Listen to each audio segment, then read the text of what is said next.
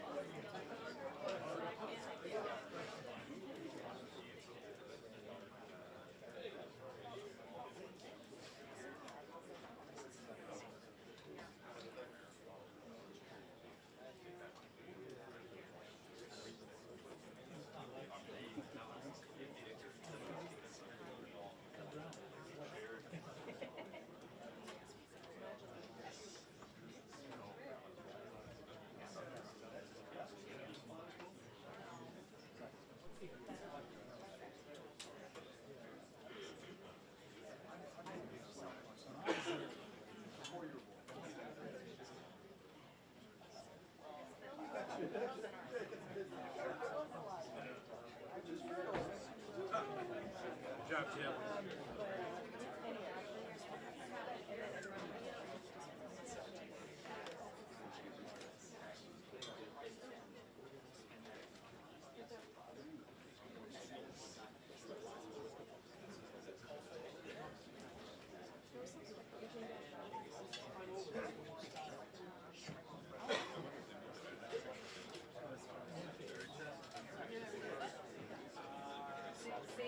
Well, that was the one I was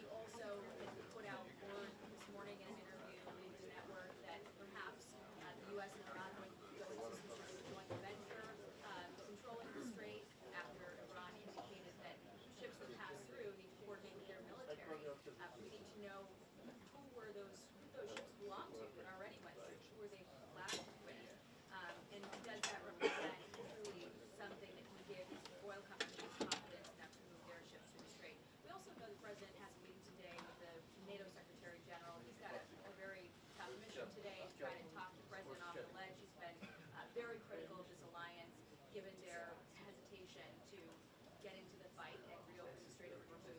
He has not held back his criticisms of this alliance, and neither have other administration officials. You've heard Marco Rubio, Secretary of State, indicating that potentially this alliance may have sort of run its course to futility if the U.S. is not going to get the use out of the bases that it maintains in Europe and other parts of the world.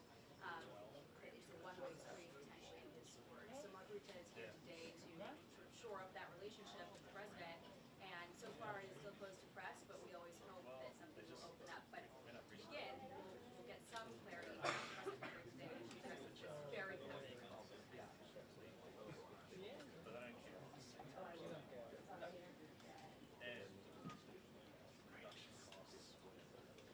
Grant. Watch that frame behind you. Authority.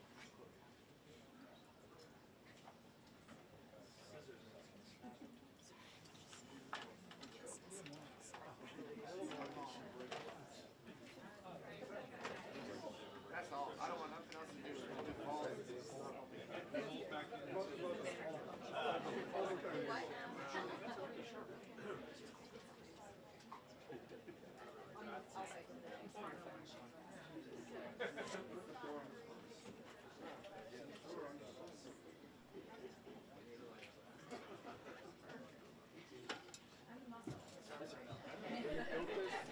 The rack on the top of this base is that's it. So if this moves, then this comes.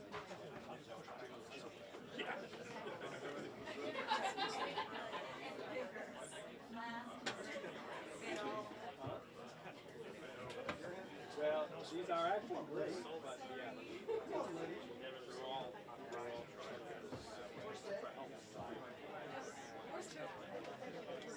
high slide.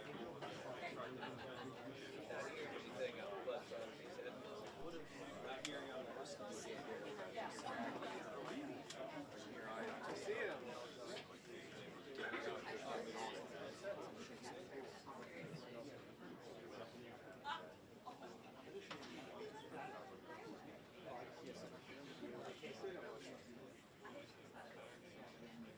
I got ISP, right? It's on both.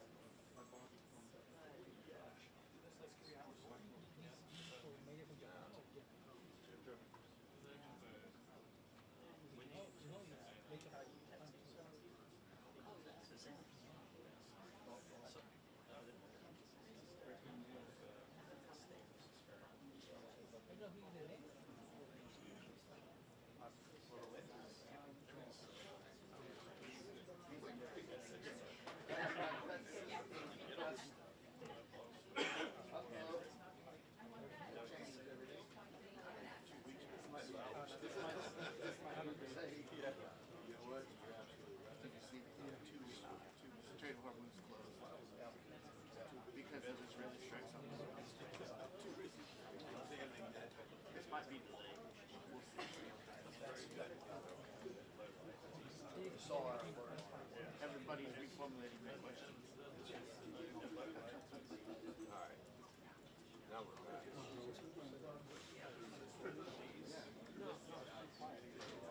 Who's on return? Yes, I was. Huh?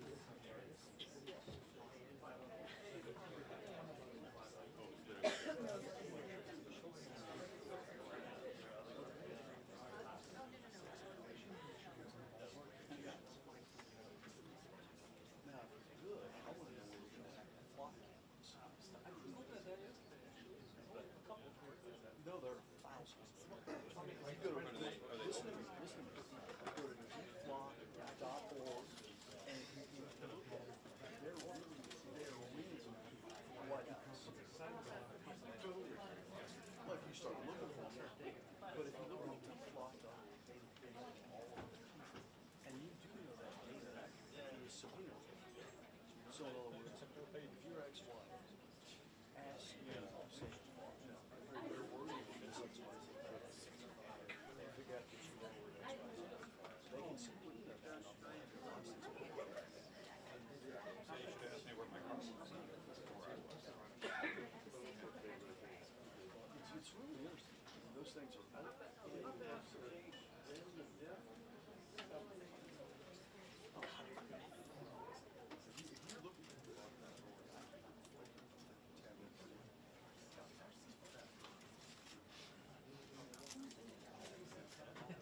I don't know anything about seats.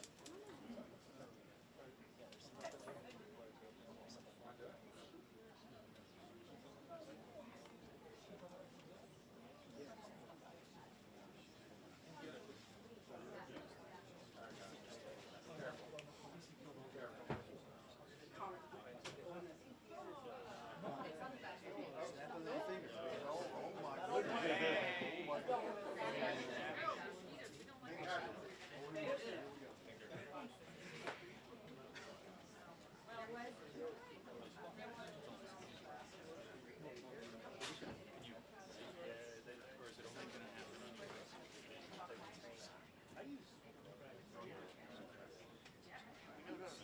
Call when we need action. No kidding. Where were you Monday? Yeah, we're reading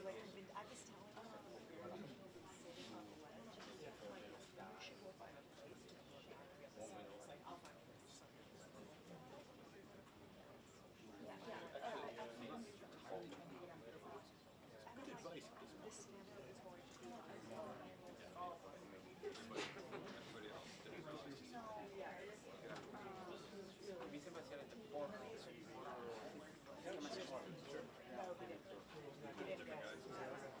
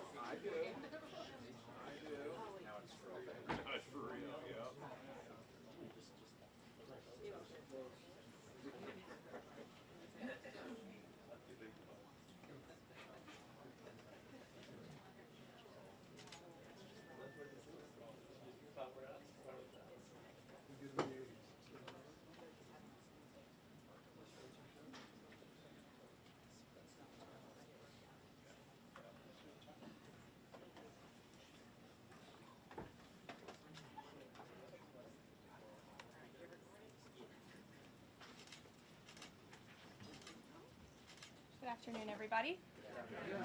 Good to see all of you here today. Before I discuss the ceasefire with Iran, I have a quick update from the First Lady of the United States. Yesterday marked the very first conviction under the Take It Down Act, landmark legislation that First Lady Melania Trump played an instrumental role in getting passed that protects victims from non-consensual AI-generated sexually explicit images, cyber stalking, and threats of violence. This is a huge achievement for the First Lady, and I know the President is very proud of his wife's efforts in getting this critical legislation passed to protect America's youth. So we thank the First Lady for her efforts, and we hope that others will report on this historic conviction yesterday. With respect to the 2-week ceasefire announced by President Trump last night, this is a victory for the United States of America that the President and our incredible military made happen. From the very beginning of Operation Epic Fury, President Trump stated this would be a 4 to 6 week military operation to dismantle the military threat posed by the radical Islamic Iranian regime. Thanks to the unbelievable capabilities of America's war fighters, the United States has achieved and exceeded those core military objectives in just 38 days. The U.S. military destroyed Iran's defense industrial base, crushing the regime's ability to manufacture weapons that they and their proxies use to maim and kill Americans and terrorize the world. Iran's ability to build and stockpile ballistic missiles and long-range drones has also been set back by years compared to where it was 6 weeks ago prior to the launch of Operation Epic Fury. We destroyed the vast majority of Iran's ballistic missiles, launcher vehicles, and long-range attack drones through more than 450 strikes on ballistic missiles and approximately 800 strikes on Iran's drone launching units and storage facilities. In total, more than 13,000 targets across Iran were struck. Again, this is in the matter of just 38 days. Meanwhile, the Iranian Navy was completely annihilated. The United States destroyed more than 150 naval vessels in total, including 16 entire classes of Iranian warships. Despite once being the largest undersea force in the Middle East, Iran now has 0 submarine vessels. 97% of Iran's once massive inventory of more than 5,000 naval mines has also been targeted and destroyed.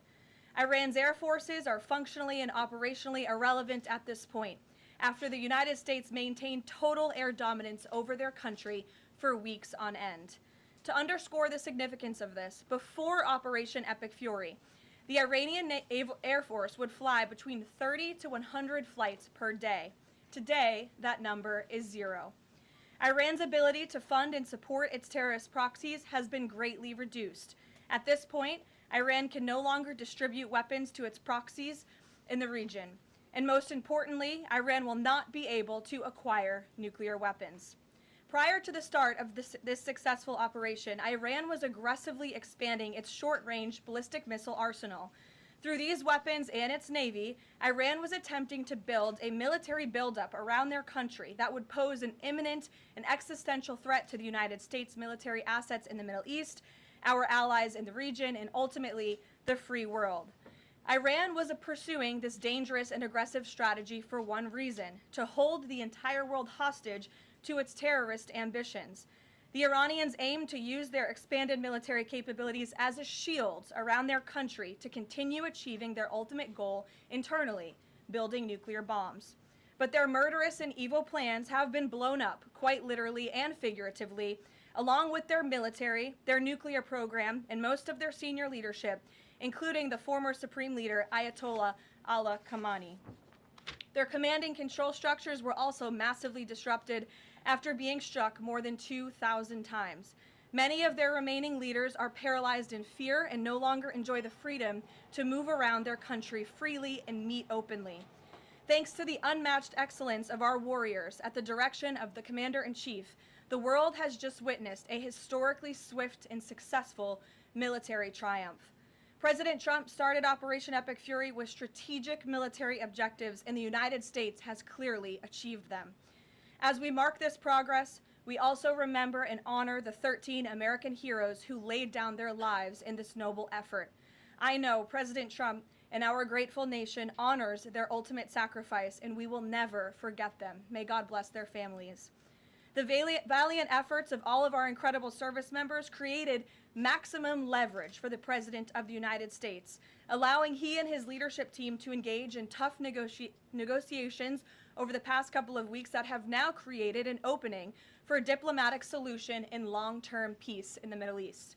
The President's maximum pressure and the leverage created by the success of Operation Epic Fury led to the Iranian regime asking for and ultimately agreeing to a ceasefire proposal with the United States. Iran could no longer tolerate being bombed or taking the gamble of what was to come following President Trump's 8 p.m. deadline last night. Iran has agreed to open the Strait of Hormuz, and as the President said, we have received a proposal from the Iranians that has been determined to be a workable basis on which to negotiate. I've seen a lot of inaccurate coverage today from the media about these negotiations and these plans already. So let me be clear and correct the record. The Iranians originally put forward a 10-point plan that was fundamentally unserious, unacceptable, and completely discarded. It was literally thrown in the garbage by President Trump and his negotiating team. Many outlets in this room have falsely reported on that plan as being acceptable to the United States, and that is false. With the President's deadline fast approaching and the United States military completely decimating Iran with each passing hour, the regime acknowledged reality to the negotiating team. They put forward a more reasonable and entirely different and condensed plan to the President and his team. President Trump and the team determined the new modified plan was a workable basis on which to negotiate and to align it with our own 15-point proposal. The President's red lines, namely the end of Iranian enrichment in Iran, have not changed. And the idea that President Trump would ever accept an Iranian wish list as a deal is completely absurd. The President will only make a deal that serves in the best interests of the United States of America, and he as a negotiating team will focus on this effort over the next 2 weeks, so long as the Strait of Hormuz remains open with no limitations or delays. These extraordinarily sensitive and complex negotiations will take place behind closed doors over the course of the next 2 weeks. I would strongly advise the media against running with narratives that have no basis in fact. What Iran says publicly or feeds to all of you in the press is much different than what they communicate to the United States, the President, and his team privately. Never underestimate President Trump's ability to successfully advance America's interests and broker peace. President Trump has a proven track record of achieving good deals on behalf of the United States and the American people, and he will only accept one that puts America first. With that, I will take your questions today. I'm sure you have a lot of them. In our new media seat, we have Shane Harris with the AMAC Newsline. Shane, thank you for being here. Why don't you kick us off? Yeah, thanks for having me, Karoline. Two questions for you. First, following the President's announcement of the ceasefire, if this is indeed the end of hostilities in Iran, what is the President's message to the American people about what was achieved for our country through Operation Epic Fury? Sure.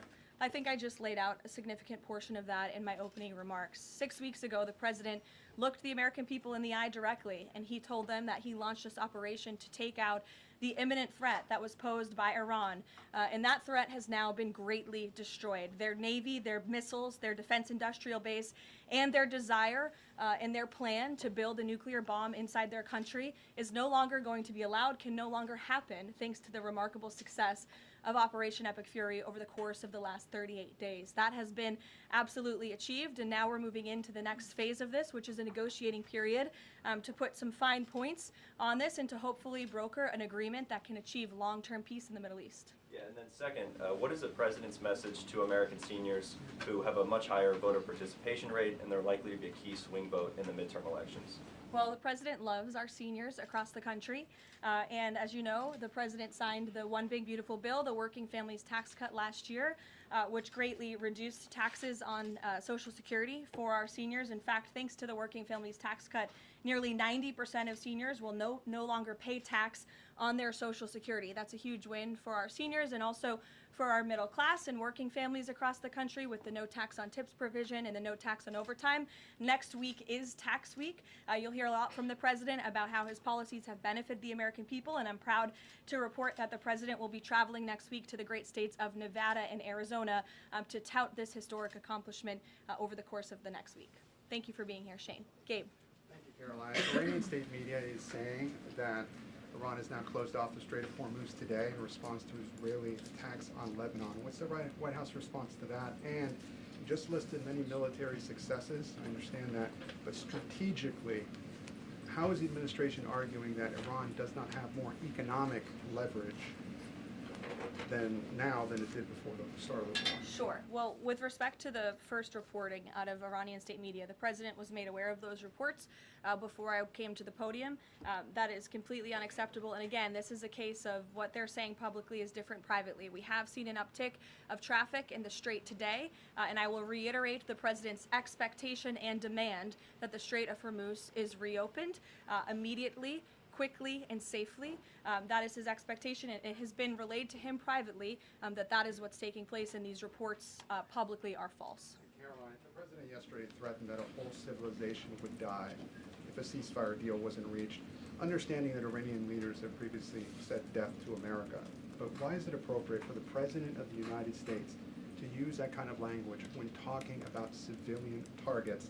And was the president mocking Islam by signing off his True Social post over the weekend, praise be to Allah? Wouldn't that antagonize Muslim allies across the world? Well, I understand the questions about the president's rhetoric, but what the president cares most about is results.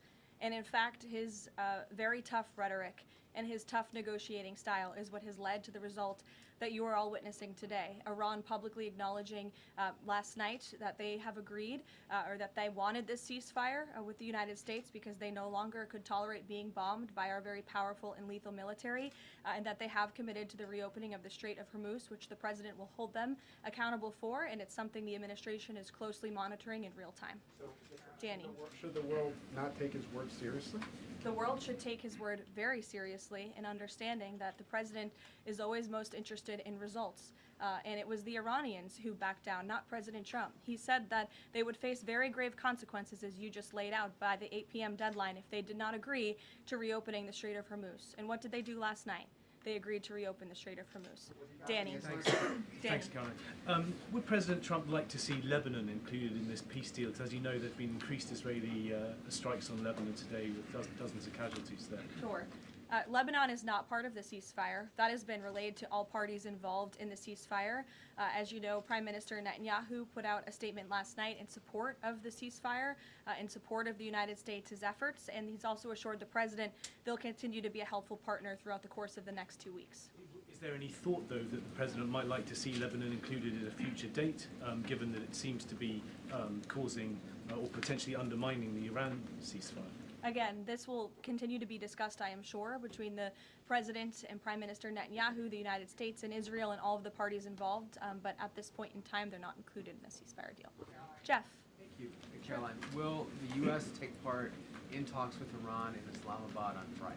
I can announce that the President is dispatching his negotiating team, led by the Vice President of the United States, J.D. Vance, Special Envoy Witkoff, and Mr. Kushner to Islamabad for talks this weekend. The first round of those talks will take place on Saturday morning local time, and we look forward to those in-person meetings. What role does the President see for the U.S. in monitoring or helping with the Strait of Hormuz going forward? I think the President commented on that this morning. We're going to continue to monitor it very, very closely. We will be helpful in any way that we can, but we fully expect Iran to do this, and the President has made that quite clear as well. It's, again, as his statement said last night, this ceasefire is subject to the safe reopening of the Strait of Hormuz. Again, this was just determined last night. We understand things take time, but that's the President's expectation, and he will hold everyone to it. Sure, in the green blazer. Thank you, Caroline. Sure, and then in front of you. But Andrew, you can go ahead. All right. You're not wearing a green blazer. You can... I am actually wearing a green blazer. It's a little brown to me, but go ahead. Fair enough. Regarding the president's rhetoric, when the U.S. invaded Iraq in 2003, George W. Bush said in a message to the Iraqi people that the military campaign was directed, quote, against the lawless men who rule your country and not against you. Yesterday, the president threatened to destroy Iran's civilization, the entire civilization. Not the Iranian government, but the Iranian civilization, the Iranian people. The U.S. has been a moral leader for most of its history by fighting wars against other governments, not against civilizations. How can the president claim that America can ever have the moral high ground if he's threatening to destroy civilizations and not casting wars as fights against other governments? Andrew, I think you should take a look at the actions of this president over the course of the past 6 weeks and the actions of our brave men and women in our United States military who have taken out essentially taken out the military of a rogue Islamic regime that has chanted death to America for 47 years, that has killed and maimed thousands of American soldiers over the course of the last 5 decades. The president absolutely has the moral high ground over the Iranian terrorist regime, and for you to even suggest otherwise is frankly insulting. With all due respect, Caroline, Go ahead. with all due respect, Go ahead. there is Just given what we've seen in Lebanon today and the increased attacks from Israel, I mean, is there any concern that Netanyahu is trying to kill the ceasefire? The president spoke with Prime Minister Netanyahu last night, and in that private conversation, Prime Minister Netanyahu relayed exactly what he said to the world publicly, that he supports the president, and Israel remains a key ally and partner to the United States. They've been a tremendous partner over the course of the past 6 weeks, and we thank them for their heroic efforts as well. The president had that conversation last night, and that was relayed to the world publicly as well. Reagan, go ahead. Thank you, Caroline. I have a question for you on Iran, and then a question on the Dignity Act as Sure. well. On Iran, it's been reported that the ceasefire was struck after the involvement of 2 unlikely factors, J.D. Vance and China. What role did those parties play in striking a deal? Well, Vice President Vance has played a very significant and a key role in this since the very beginning. Of course, he's the president's right-hand man. He is the Vice President of the United States. He's been involved in all of these discussions, and as I just announced, he'll be leading this new phase of negotiations in Islamabad later this week. With respect to China, there were conversations that took place between top levels of our government and China's government. The president has great respect for President Xi and a great working relationship with him and with that country, and he looks forward to visiting China in just a few weeks. And on the Dignity Act, it's getting a fresh push through Congress. It would give some illegal immigrants in the country a path to citizenship. What's the White House's position on this legislation, and would the president sign it if it made it to his desk? Honestly, Reagan, I haven't spoken to the president about the legislation, but I will have that conversation, and we'll get you our formal position on it as soon as we can. You're welcome. Go ahead. The president suggested in an interview this morning that he would support a joint U.S.-Iranian venture to charge tolls for ships going through the strait. Does the president believe that the U.S. should earn revenue from the Strait of Hormuz going forward? It's an idea the president has floated, as you know, and it's something that will continue to be discussed over the course of the next 2 weeks. But the immediate priority of the president is the reopening of the strait without any limitations, whether in the form of tolls or otherwise. And on the highly enriched uranium, has Iran given the administration any indication that it would simply turn over the enriched uranium, or is this an expectation that the president has that he would have to send in ground troops in order to do that? This is on the top of the priority list for the president and his negotiating team as they head into this next round of discussions. And as I said in my opener, that is a red line that the president is not going to back away from, and he's committed to ensuring that takes place. We hope it will be through diplomacy. But have they given any indication that they would turn it over? They have. They have. Yes. Trevor. The latest news out of Iran is that the air defenses have been activated in several cities, including Isfahan, and that explosions have been heard in Isfahan. Who is bombing Iran right now? Were those reports just as of a few minutes ago? Yeah. Okay, so obviously I'll have to go back and check with the national security team. I'm standing out here with all of you, but I will do that and we will get you an answer, okay? And then just on the civilization question that we've been talking about. And I would just add to that point, again, I haven't seen these reports. I'm not verifying them. Not that I don't trust you, Trevor, but I want to go back and check with the experts here at the White House. I would just say, and I would echo what the Vice President said this morning, this is a fragile truce. Ceasefires are fragile by nature. We've seen this with respect to the 12-day war with Iran and Israel last year. It takes time sometimes for these ceasefires to be fully effectuated. And one of the results of Operation Epic Fury was we completely dismantled Iran's command and control center, which makes it difficult for them to pass messages up and down the chain. And so we understand that. I would caution a little bit of patience, but of course we want to see the ceasefire effectuated and abided by all parties as quickly as possible. Thank you. And the American presidential administrations, going back to Ronald Reagan, have said this formulation about nuclear war, that a nuclear war cannot be won and must never be fought. Is that still the view of this administration, given the president's comments about civilization? I have no change in our view on that policy. Katie. Thanks, Caroline. I'm just, given the gravity of what he said yesterday, what was your understanding of what he meant when he said, this civilization is going to be eliminated? I think it was a very, very strong threat from the President of the United States that led the Iranian regime to cave to their knees and ask for a ceasefire and agree to reopening the Strait of Hormuz. So it was a very strong threat that led to results. And as the Secretary of War stated at the Pentagon this morning, it was not an empty threat by any means. The Pentagon had a target list that they were ready to hit go on at 8 p.m. last night if the Iranian regime had not agreed to open the strait, which they did, and I think that's something we should all be grateful for. The United States is a moral leader in the world, given that he I was asked this exact same question by your colleague Andrew in the back, and I think, again, the insinuation by anyone in this room that Iran somehow has the moral high ground over the United States of America is insulting, considering the atrocities that they have committed against our people and our military over the past 5 decades. John, go ahead. Thanks a lot, Caroline. 2 questions for you. One has to do with a statement, a joint statement put out this morning by some of America's European allies, our NATO allies. And in that joint statement, they said regarding the Strait of Hormuz, our governments will contribute to ensuring freedom of navigation in the Strait of Hormuz. What's the administration's reaction to that joint statement? Does that smooth things over when the president meets with NATO Secretary General a little bit later this afternoon? I have a direct quote from the President of the United States on NATO, and I will share it with all of you. They were tested and they failed.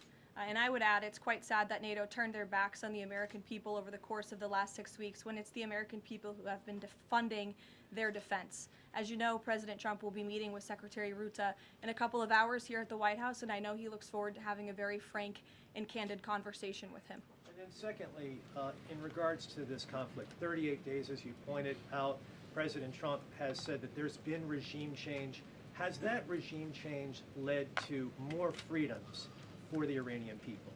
I think that's a question that's being asked a little bit too early, John, and we hope that is the case, but it's something that has yet to be seen. Eamon. Caroline, on this question of tolling by the Iranians in the Strait of Hormuz, I've heard you talk about a number of red lines that the president has in this negotiation, but I haven't heard you say that Iranian tolling in the Strait of Hormuz is a red line. Would it be acceptable to the United States at the end of all this if the Iranians are able to charge tolls in the Strait of Hormuz? I think the president was very clear and simplistic in his language last night in his Truth Social post, where he said that this ceasefire is subject to the free, safe, and immediate reopening of the Strait of Hormuz. That's very plain language, and it should be taken at face value. You mean free Carrie, charge? Carrie, go ahead. Without limitation, including tolls, yes. Carrie. Quick follow-up on the tolling. Why would the U.S. allow Iran to collect tolls in the Strait of Hormuz? That's not something that we've opposed for a number of years now. Again, that's not something we've said that we've definitively accepted. The joint venture is something that was proposed by the president, but he was very clear in his statement last night. He wants to see the strait reopened immediately without limitation, and that's something we're going to hold them to. Yes, in the blue. And second question on family and friends in Iran. I myself am Iranian, and I've been talking to them through the blackout. One of my family members yesterday said goodbye to me. So what message should we be sending Iranians when they message me saying what should they be doing right now? How should they stay safe? Because they really don't know what to do. I think the president's main priority, in my main priority as his spokeswoman is to make sure that clear messages are sent to the American people, of course, which is my job today. With respect to the Iranian people, the president, has taken out the imminent threat that was posed by their military to the United States, to our allies in the region, to our forces in the region, and of course, as the president has long said, he hopes that Iran will be a country of peace, of prosperity, and we're moving into this next round of negotiations to hopefully come to an agreement with this new regime that will create long-term stability in the Middle East. He has said that they should stay inside of their homes and also take back their country. So there's a contradiction there. So how do you address that? Again, we're moving into this next round of negotiations with the remnants of the regime and those that we are speaking with now to hopefully reach a place of peace long-term for the region, and that includes the Iranian people as well. In the blue, go ahead. Thank you, Caroline. The White House posted the statement from the Iranian government that passage in the strait will be coordinated with Iran's armed forces. As of today, who controls the Strait of Hormuz? Again, these statements were put out 12 hours ago.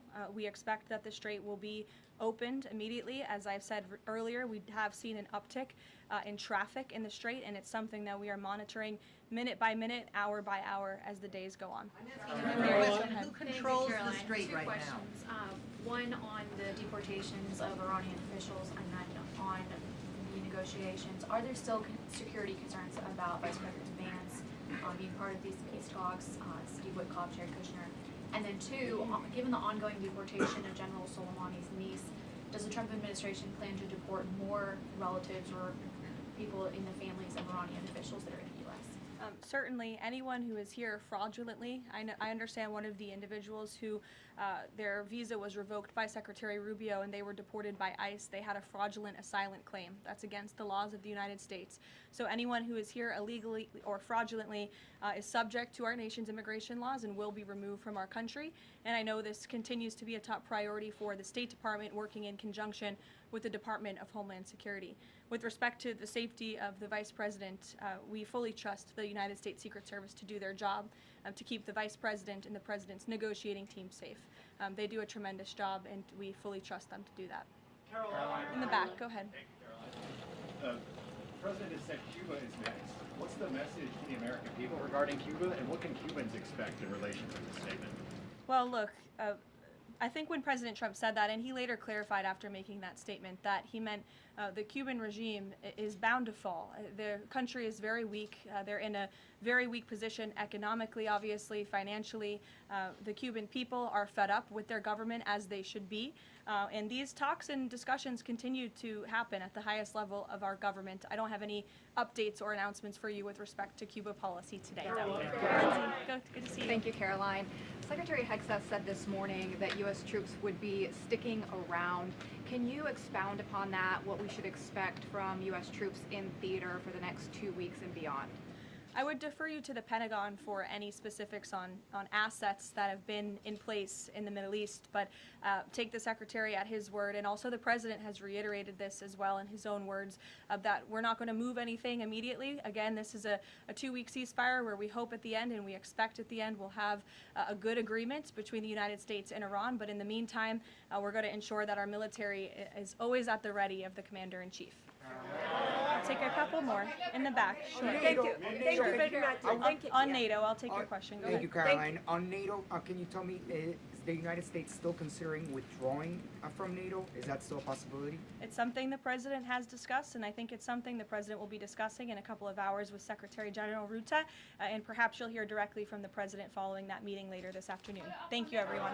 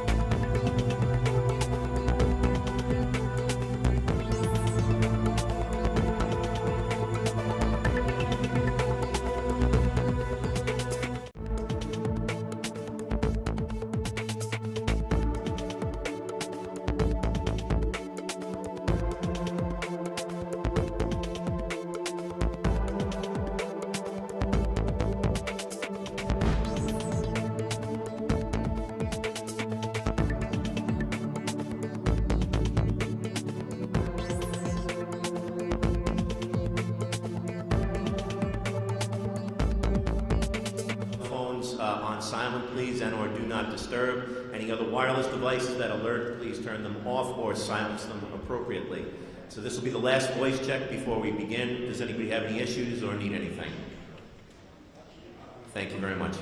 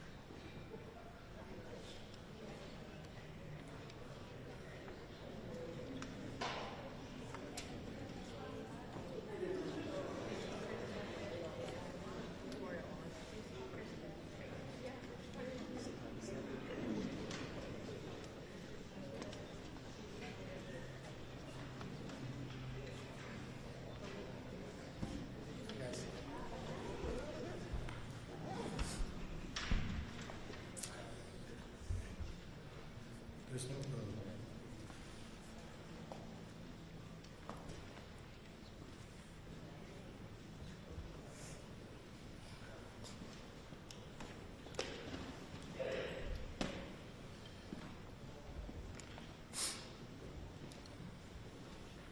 You all set? I'll take that as a yes. Okay, good afternoon. Thanks everyone for coming. This defendant walked among us, play acting as a normal suburban dad, when in reality, all along, he was obsessively targeting innocent women for death. He identified these women, lured them into Nassau County, murdered them, and left their bodies in Suffolk County. He thought that by killing them, he could silence them forever and get away with murder. But he was wrong, because it was these victims, these women, who refused to stay silent. First, that silence was broken by the victims' families, who advocated for their loved ones and agitated for justice. Then, the noise grew louder through the ensuing investigation and examination of the evidence that the defendant left at or around the crime scenes, as well as on the bodies of the women themselves, that further told the stories of these victims and what had actually happened to them. It was this evidence that ultimately was put together by the task force that proved to be the defendant's undoing and led to the pleas of guilt in today's court proceeding. And it is in this way that these murders were solved. And while we in law enforcement, as well as our Suffolk County citizens, mourn the loss of these victims, we are also grateful to them and to their families, because without them, this defendant would have never been brought to justice and would still be walking amongst us. And he would still be portraying himself as that same harmless father next door, instead of what he is, a convicted murderer. Ultimately, this case is really about these victims and their stories. It is not about this defendant. And I speak for everyone in law enforcement, and when I say we are honored and thankful for being able to have played a small role in obtaining a small measure of justice for these families. For decades, this case stood out as a painful scar on the face of Suffolk County law enforcement, Suffolk County government, the citizens of Suffolk County, and the victims' families as well.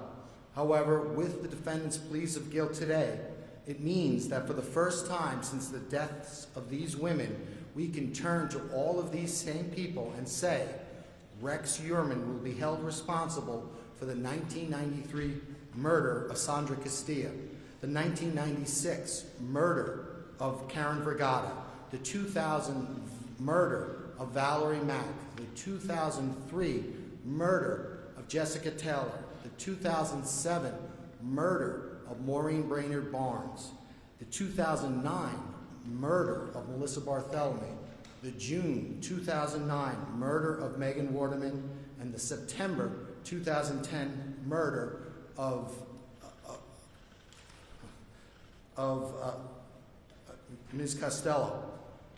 Despite this tragedy, there's a lot of different emotions, and I guess the word for today, despite the tragedy, despite all those emotions, is thankfulness. We are thankful. We have a lot to be thankful for, despite these emotions. First and foremost, we are thankful for the victims and the victims' families who told their stories, their loved ones' stories, and defended their loved ones' legacies. Without them, we would have never truly have gotten to know those victims. My start in this case occurred before I took office. A homicide detective with the Suffolk County PD, Pat Portella, gave my phone number to Melissa and Amanda. Melissa is, of course, Maureen Brainerd Barnes' sister, and Amanda is Melissa Barthélemy's sister. And they spoke with me. We had a really good phone conversation. And during that phone conversation, I heard the pain and frustration in their voices. They wanted answers. They wanted closure. I told them that we were going to do things differently. It was going to be a new manner of doing things. We were going to form a task force, and we were going to bring all of the talents of all these people standing here to bear, and we were going to work together. We were going to not use this case as a political football to be kicked into the news stream on slow days or whenever it suited the political leader's purpose. We were going to be quiet. We were going to pretend as though it was business as usual in Suffolk County. And the reason why we were going to do that was because we knew what we were doing. We were playing to an audience of one. And that one person, of course, was the murderer. We wanted to lure that individual into a false sense of security. We wanted him to think he got away with this. And that was exactly what we did. And the reason why we wanted to do that is because when we solved this case and we had those arrest warrants and executed those search warrants, we wanted more evidence, and that's exactly what we got. So we were thankful for that. We were thankful we were able to bring this case to a close, but it started. Our inspiration was these victims and their families, but those families were so much more to us. Through them, we truly got to know these victims. When we started, the victims were nothing but names on a blotter, black and white, writing on investigative reports. But once we spoke to the victims, they provided us with the color of these women, and we got to know them as the wonderful mothers, sisters, friends, and daughters that they were. And that inspired us even more to close this case, to come to a resolution. So again, first and foremost, we are thankful for those families. And I just want to individually, mention all of the families. The Brainerd Barnes family, I already spoke with Melissa, but I want to thank Melissa and her husband Chris and their children. Marie, who is Maureen's mom, Nicolette and Dylan, who are Maureen's 2 children. We want to thank them for their support, not only of Maureen, but for our investigation as well. And we want to say, on behalf of Suffolk County, we're sorry. The Bartholomew family, Amanda, who's Melissa's sister, Lynn, her mom, and Jeff, Lynn's partner. We want to thank them as well. When this case started, it started with it didn't start, but the charging started with the grand jury, and Amanda, Lynn, and Melissa came down and helped us with the grand jury. And I remember when Lynn came in, it was about a 2-day proceeding, and when Lynn first walked in, she appeared a certain way, and by the end of that second day, she looked completely different. You could see that having forced her to relive this, you could see the sadness in her face and in her eyes, and we're sorry for that. But without their cooperation, we wouldn't be here today. So to Amanda, Lynn, Jeff, and everyone in the Bartholomew family, we want to say thank you, and we want to say we're sorry. To the Waterman family, we have Megan's aunt, Liz, and we have her daughter, Lily. We want to thank them. We didn't get to know them until after the indictment, but again, the way that they stood by Megan and the way they supported us, we want to say to them, thank you, and we're sorry. To Amber Costello and her family, specifically Amber's sister Kim, we want to say thank you, and again, thank you for the support, and again, we're sorry for the loss of Amber. Valerie Mack, we met shortly before the indictment. We met Ed and Joanne Mack. Ed and Joanne Mack were foster parents and then the adopted parents of Valerie, and they gave Valerie the only happy home she ever knew, and really the only support she probably ever knew in her life. Meeting with them, they're incredibly special people. They're heroes.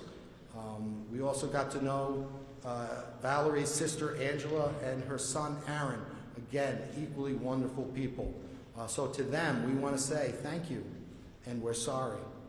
Jessica Taylor, we got to know Jessica's mom, Liz, after the indictment. Prior to the indictment, we got to know Jessica's cousin, Jasmine. And right after the initial indictment of the first 3 victims, Jasmine came to us on behalf of Liz and said, please help us. Please find out what happened to Jessica.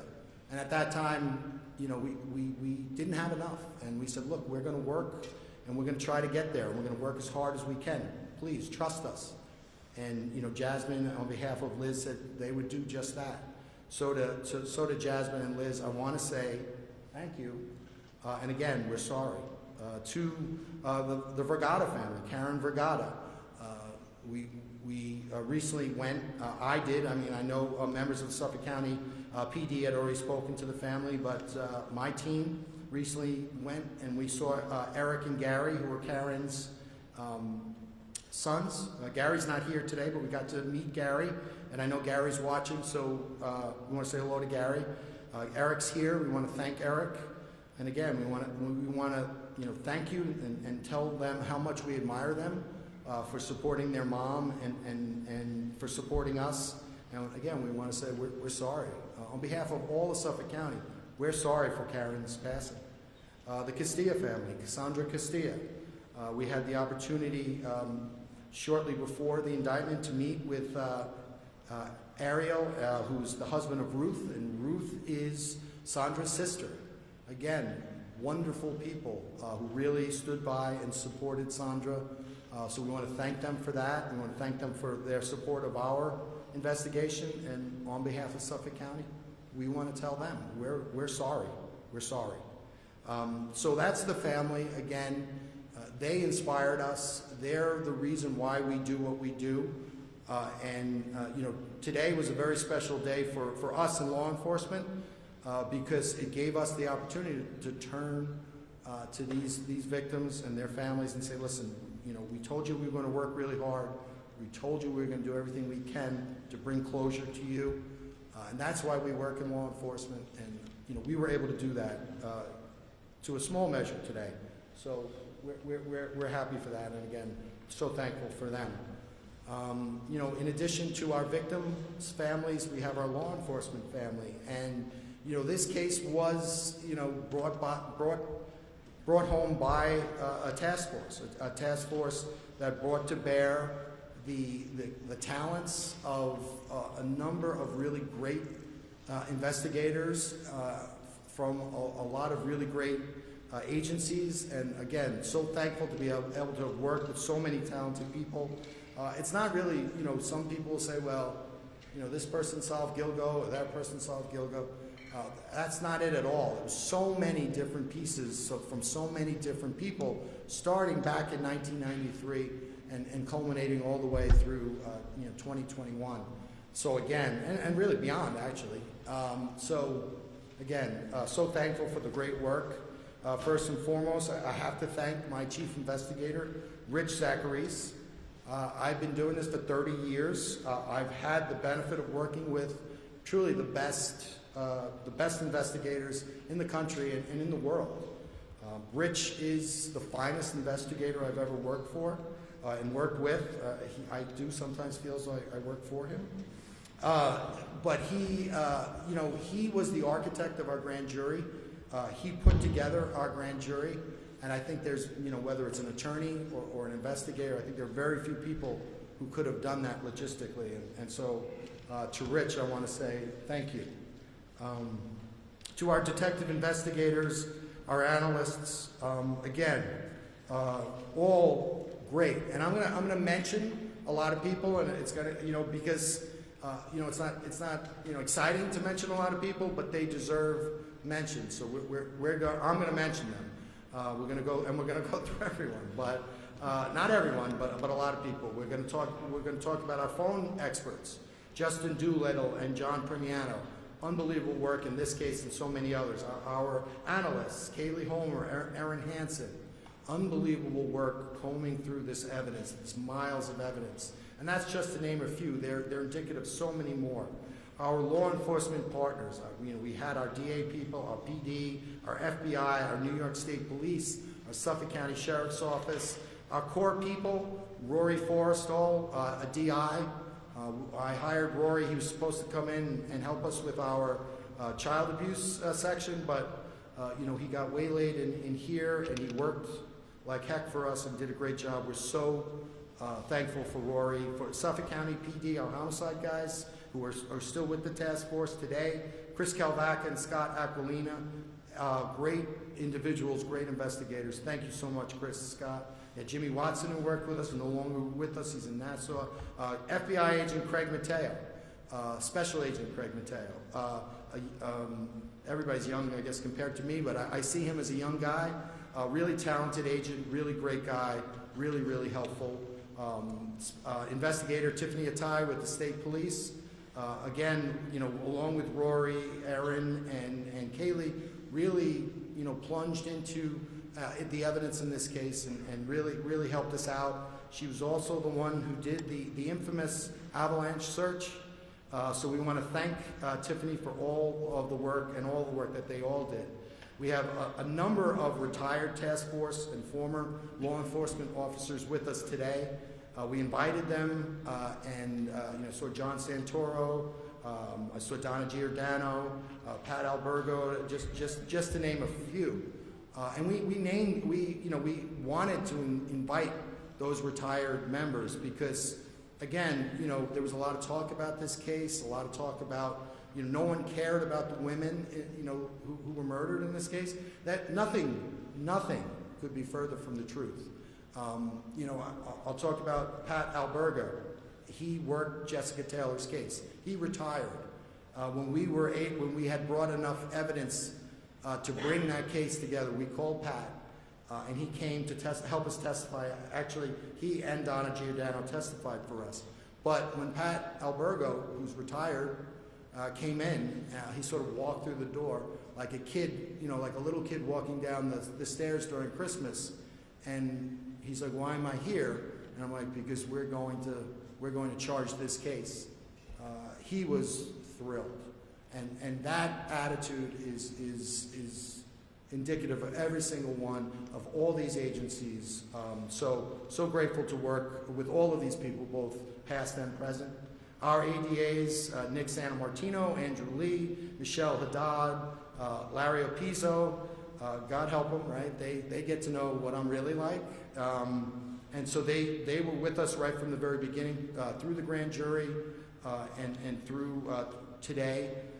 Great job by them. I want to thank them. My chief assistant, Alan Bodie, he really, along with Rich and I, we really thought a lot about how we were going to go forward with this case and planned a lot of things, from the grand jury, and he was really helpful with that. And also, he ran the office while I was running around pretending to be a lawyer. Our discovery expediters, our analysts, our paralegals, everyone. And that's just us. So now, we come to the Suffolk County PD, and, I'll talk a lot about Suffolk County PD was, with us every step of the way. Our police commissioner, Karoline, our chief of department, Bill Dougherty, our chief detective, Sean Barron, a whole host of other people are with us today. We have our Suffolk County Sheriff, Errol Toulon with us, as well as Undersheriff Kevin Heavey, as well as Undersheriff John Becker. We really want to thank those two agencies. We want to thank Errol Toulon, and we want to thank Police Commissioner Karoline. They are two phenomenal partners. I can say this about Suffolk County and Suffolk County citizens when it comes to Police Commissioner Karoline and Sheriff Toulon. You are all in wonderful company. In addition, with regard to our Sheriff's Department, they provided logistics and traffic and sex trafficking related intel throughout our interviews, helped us to identify a lot of potential interviews of inmates and other people who had been sex trafficked. So we want to thank Suffolk County Sheriff for that. With regard, we also have the FBI here. We have Special Agent in Charge Michael Rappa, who's of the FBI New York Criminal Division. So Special Agent in Charge Rappa is in charge of the criminal division of the FBI in New York State. We want to thank Michael for coming in. We want to thank Supervisory Senior Resident Agent Don Osbacher, who's been with us from the very beginning. We want to thank them for lending us their expertise, and more importantly, their people. The cell phone analysis that we all heard about, that was done by the CAST, or Cellular. The FBI CAST stands for Cellular Analysis Survey Team, and specifically Special Agents Eric Perry and Mike Sabrick. Really unbelievable work by them. Eric, he provided the drive time records, so those boxes, those areas of interest in Manhattan and in Massapequa Park. That was developed because in 2011, Eric Perry drove with equipment through every single neighborhood and extensively mapped the cell phone coverage in those areas and allowed us with specificity to be able to develop these areas of interest. That had to be done in 2011. The landscape changed, the cell sites changed, after Superstorm Sandy, the geography changed. So, we went back to 2011, and that work that Eric did, and just phenomenal. So we want to thank the FBI. We want to thank Eric Perry and Mike Sabrick. They both created maps for us to use in the grand jury. They testified in the grand jury, as well as John Primiano from my office with the help of Justin Doolittle, and just great work. With regard to forensics in this case, I think I'd said earlier that IgG, investigative genetic genealogy, did not play a role in this case. I was wrong. I had forgotten that IgG was used to identify victim Valerie Mack prior to my involvement in the case. So I want to thank the FBI and Lori Giordano for that. They also, with us, helped to identify Karen Vergata. So again, thank you. FBI, they provided surveillance of the defendant, both in the city and on Long Island, and their surveillance team. I was nervous. I had never met these guys. I'd worked with them as a federal prosecutor, but that was a high risk, high reward thing. If they get made, everything comes down. If they get detected, but they weren't detected. Not only did they follow the defendant, but they recovered the abandonment samples. So we want to thank them. Suffolk County PD, they recovered DNA from the defendant's house. We want to thank the homicide squad for that. And again, working together, we were able to really develop that DNA evidence. So we want to thank them. The FBI provided a searchable account, digitalized this entire file for us, and I want to thank the FBI for that. New York State Police. Today we have Major Chris Casal, who's the troop commander of Troop L. We have Captain Chris Jean, who works in Troop L as well. Again, they provided Tiffany Atai to our task force, who was integral to our success. They provided assistance to search warrants, of all the search warrants with regard to this case in all the various locations. They were on the scene with our Suffolk County Police Department gathering evidence. They transported evidence from the house to Suffolk County property, along again with Suffolk County PD. The avalanche truck, they transported from South Carolina to our lab. There was a ramp charger from Pennsylvania that was associated with the Sandra Castilla case. State troopers took that from Pennsylvania, brought it to our lab. We were able to develop evidence linking that truck to the murder of Karen Vergata. We want to thank them. They provided us with K-9 units along with the NYPD, Suffolk County PD. I want to thank all of those agencies. I want to thank Nassau for helping us with the search warrant. I want to thank Nassau County DA's office for helping us with the prosecution of the weapons case. Our Suffolk County Crime Lab, we want to thank them. Tremendous work. I particularly, is Clyde here? Where's Clyde? Clyde, raise your hand. Where's Clyde? All right, Clyde's all the way in the back as usual, hiding. So Clyde was the hair analyst in this case. He collected hairs from all the victims in this case, save for Jessica Taylor. And he pushed the PD and he pushed our office to send certain hairs out for mitochondrial and then later nuclear DNA testing. And when we started this case, he was working with Nick Santomartino in my office, and he was recalling with great specificity certain hairs of interest that he thought were really going to bear fruit.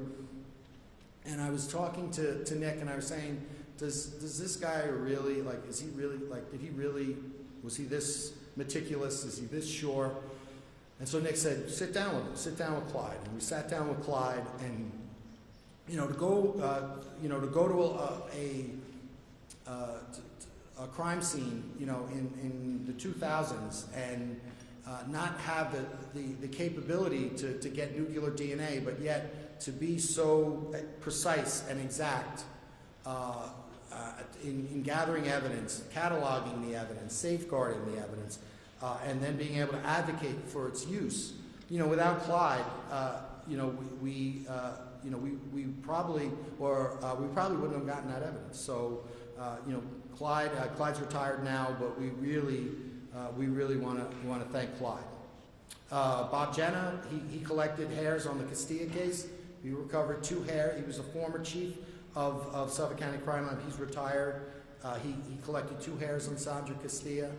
Did a great job, similar to Clyde. Don Doler, the former chief, he was the chief of the lab when we started this.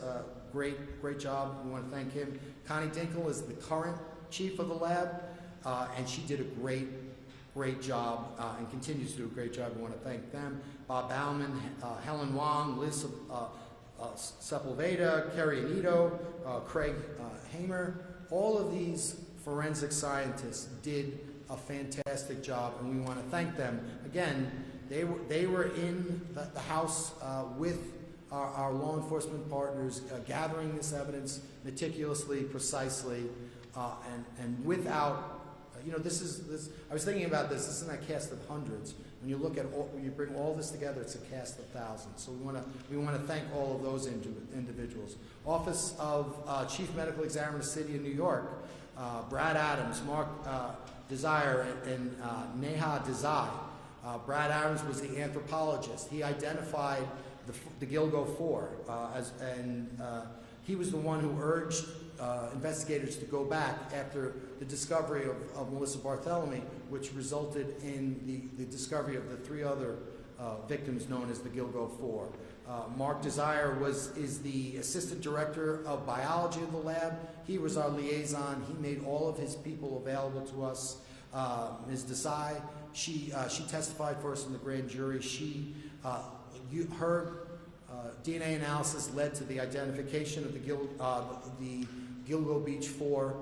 Again, she testified in the grand jury. A fantastic job. Our outside experts, Mitotyping Technologies, Gloria Dimmick and Jenna Manges. Gloria testified first in the grand jury. Fantastic scientist, fantastic person. Astrea Forensic, Dr. Ed Green, Dr. Christina Valencia, Kelly Harkins Kincaid. Those scientists with Astrea are at the very top of their field, and they did something revolutionary in this case. And they've set the bar high going forward, and we're going to be able to utilize this technology going forward to solve a great many cases. So we want to thank Astrea Forensics, and I want to tell you, if you think you're smart, you should spend a week with Dr. Green, and then suddenly you realize maybe you're not as smart as you think you are. At least that's the sense I got after spending time with all those great scientists. NYPD, again, they helped us with the cadaver search in April of 2025. We had individuals from their Taro unit testify in the grand jury with regard to phone calls made by the defendant. They helped us to retain records, missing person records involving this case, spanning back years and years.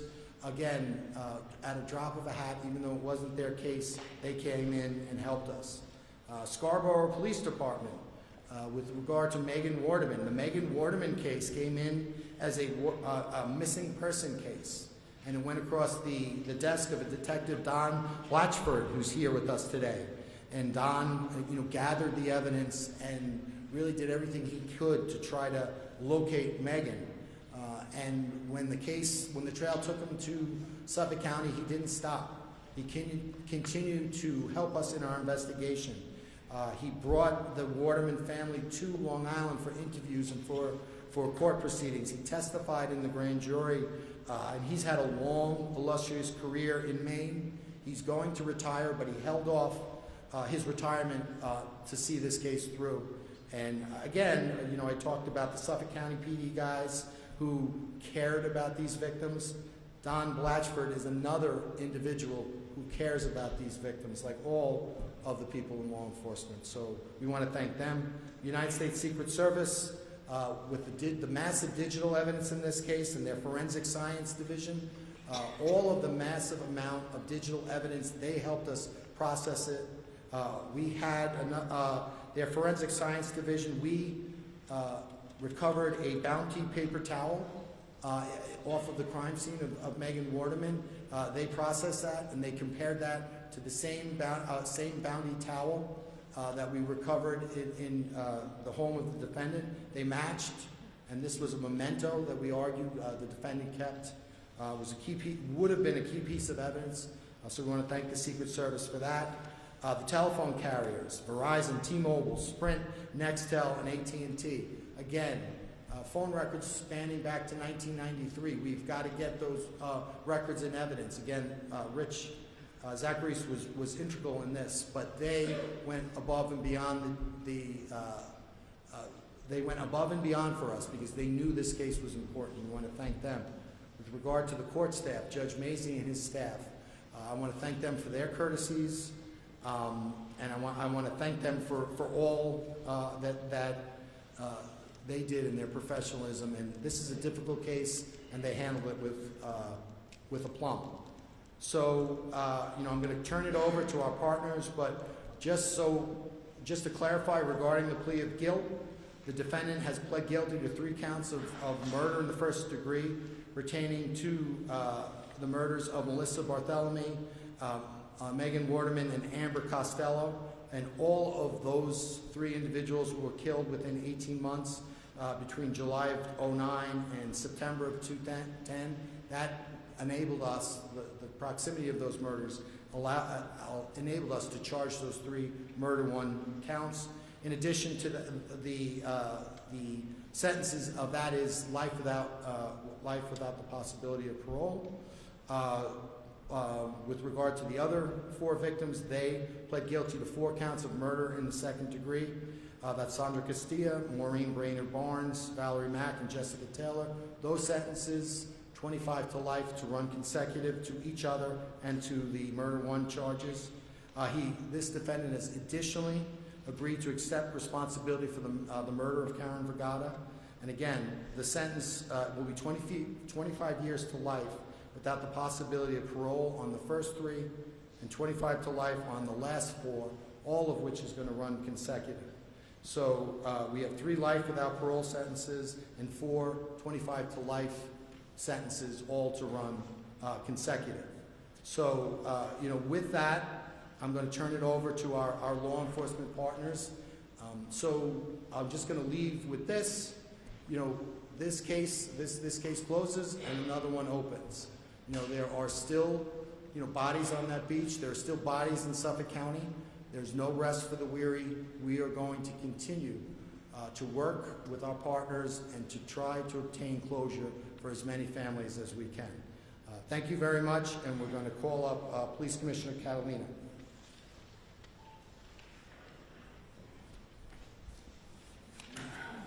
Thank you, District Attorney Tierney. The calm, serene, almost grandfatherly image that Rex Heumann portrayed since his arrest was a lie. And quite frankly, an insult to both law enforcement, but more importantly, the families that had to endure that during every court appearance over the last 2.5 years. Today, he was exposed for exactly what he is, a sadistic, soulless, murderous monster. And thankfully, everybody today got to see that. I want to thank all of the members of law enforcement who were a part of this. I don't have as long a list as Ray, but most importantly, I want to thank the Suffolk County Police Department, both past and present. We have many retirees who came out here, participated in this case because, like Ray said, they cared, and this was a part of them for a long time.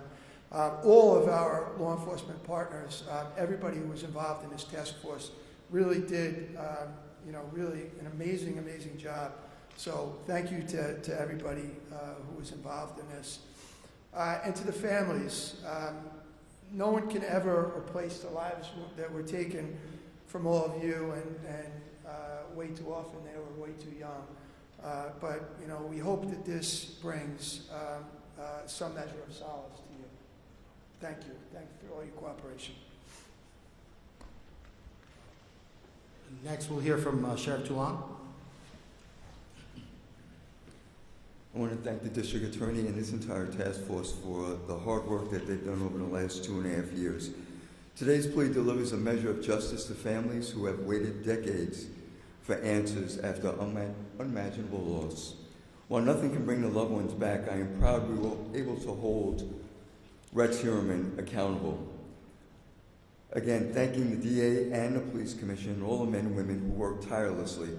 I also want to thank my staff, to uproot an entire jail security system to accommodate an individual of this magnitude over the last 2.5 years. Our staff has done a phenomenal job in our Riverhead facility where he's been housed, and also the staff that has been assigned to our anti-trafficking initiative. And since his arrest in 2023, my priority has been ensuring that he was safely housed in our correctional facilities because justice needed to be served in the courts and not in our jails. This responsibility is one for me and my officers who have taken very seriously.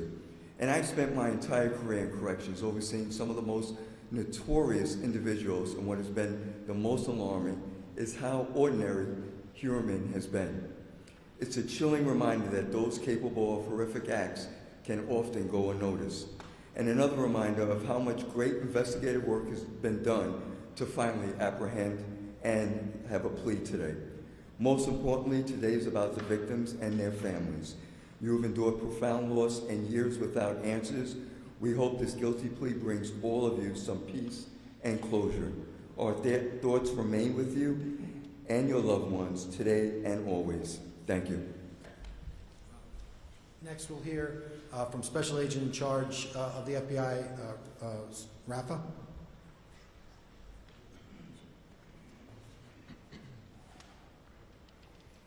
Thank you.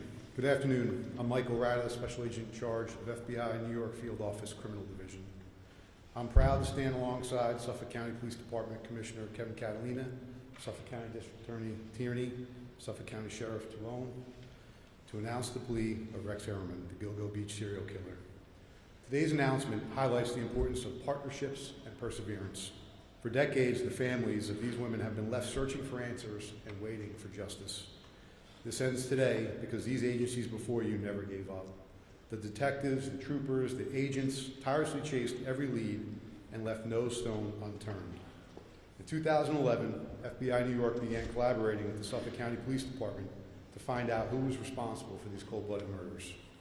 Our office leveraged many resources, some of which have been described already, over the years to include our CAST, our cellular analysis survey teams, behavior analysis teams, evidence response teams, the surveillance groups, forensic and document lab teams at Quantico, and investigative genealogy tools to identify some of Harriman's victims and help Suffolk County Police piece this puzzle together. The close coordination across every agency ensured that a monster lurking in our community was held accountable for his heinous crimes. While we'll never be able to fill the hole in the lives of the victims' loved ones, I hope that today brings a small sense of closure. Once again, I'd like to thank our state and local partners for their unwavering determination and investigative grit, and that includes the retired agents, detectives, and troopers that are here today. To see them sitting in that courtroom today in the back of that room was really awe-inspiring. To see their commitment to justice doesn't end when they hand in their badge and gun when they retire. Finally, thank you to the agents and analysts of FBI New York Long Island Safe Streets Task Force, the Special Operations Group, our CAST folks, Investigative Genealogy Program folks, and I'd really like to thank DA Tierney and your office for what you did and the resolve that you showed in this case. Just tremendous. Thank you all.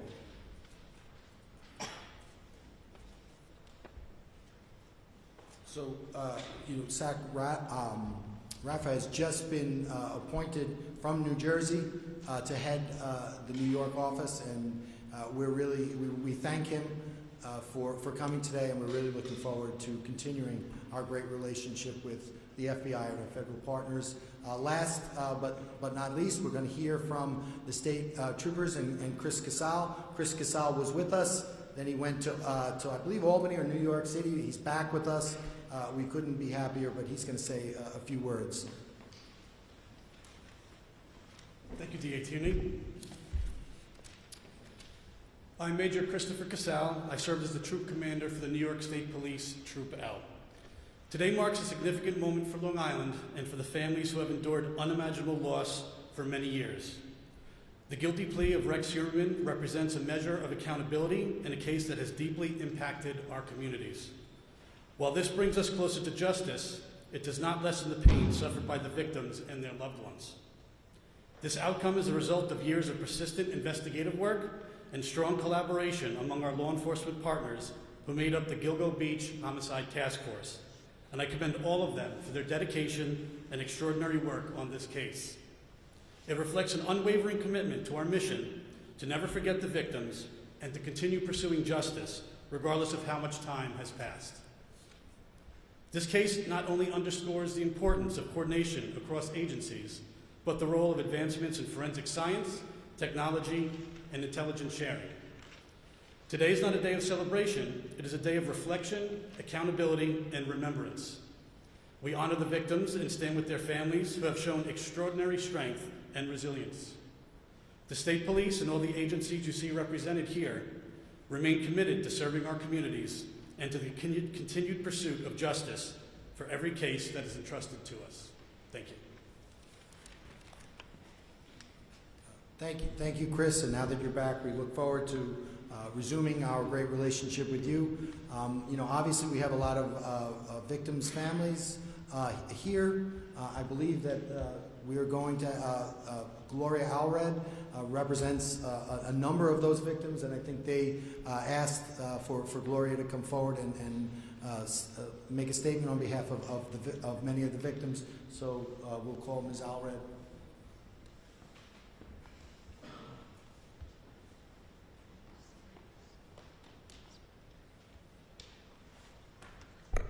Thank you.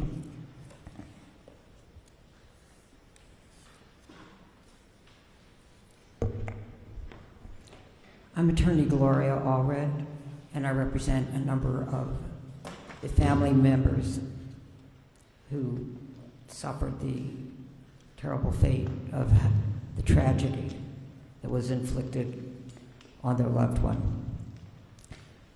Today, Rex Harriman, who thought he had the perfect blueprint and plan for serial murder, pled guilty to the murder of 8 young women. Some of these murder victims were young mothers just trying to earn a little extra money to support their children, because many did not have funds to go to college or get a decent job that would help them to provide adequate support for their children. They turned to sex work in order to help their families. It wasn't what they wanted to do, but it was what they felt forced to do because they had no meaningful alternatives. Some wanted to help their parents, their grandparents, and their loved ones. Some just wanted to survive in this difficult and challenging world. Little did they know that the defendant, Rex Harriman, did not care about their hopes and dreams, or that they had families and friends who loved them. He appeared to care only for himself and executing what he thought was his perfect blueprint for murder.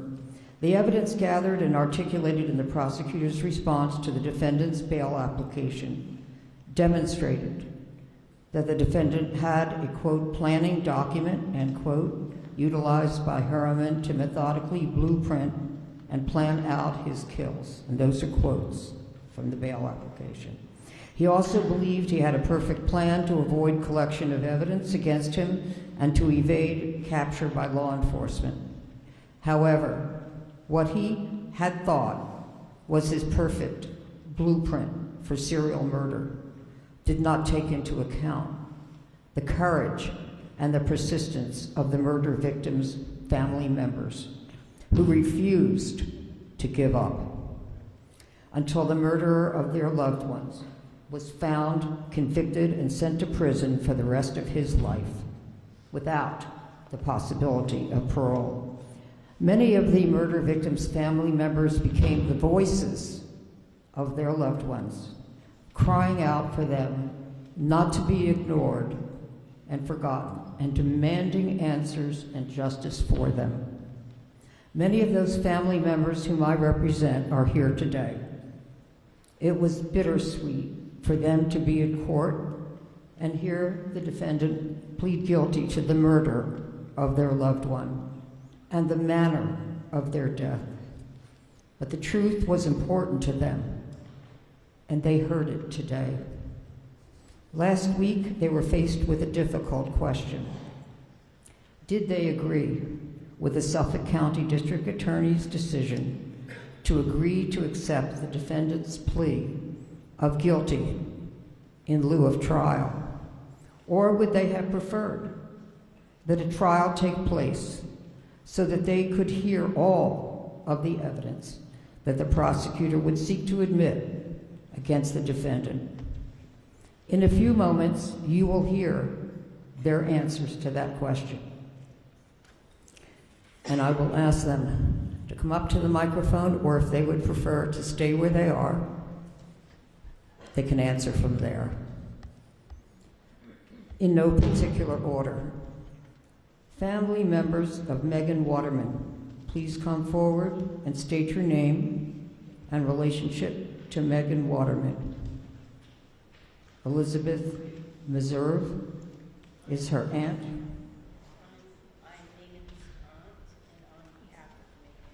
We have a wireless A little louder. We have please, a wireless Elizabeth. microphone for her, please? Or can you come up here?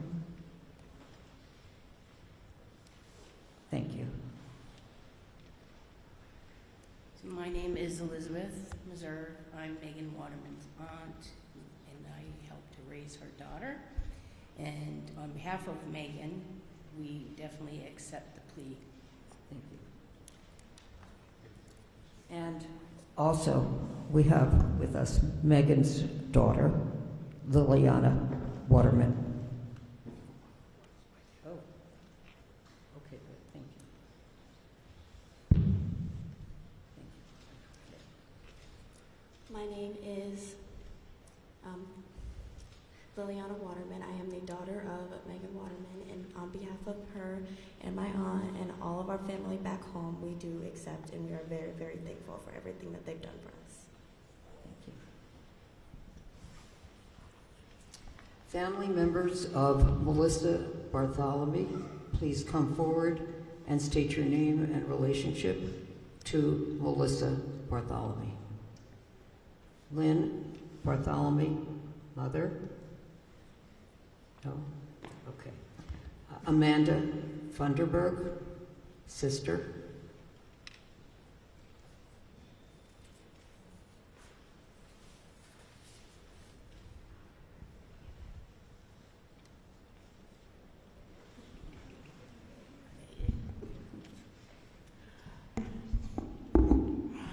I'm Elizabeth Vakeel. I'm Jessica Taylor's mother. And I am glad that this is over as far as him pleading guilty. It took a big chunk of stress off of me and my family. And you accepted the plea? Oh yes, I accept the plea wholeheartedly. Thank you so much. And then we have Jasmine Robinson, who is a cousin of Jessica Taylor, victim Jessica Taylor. Okay.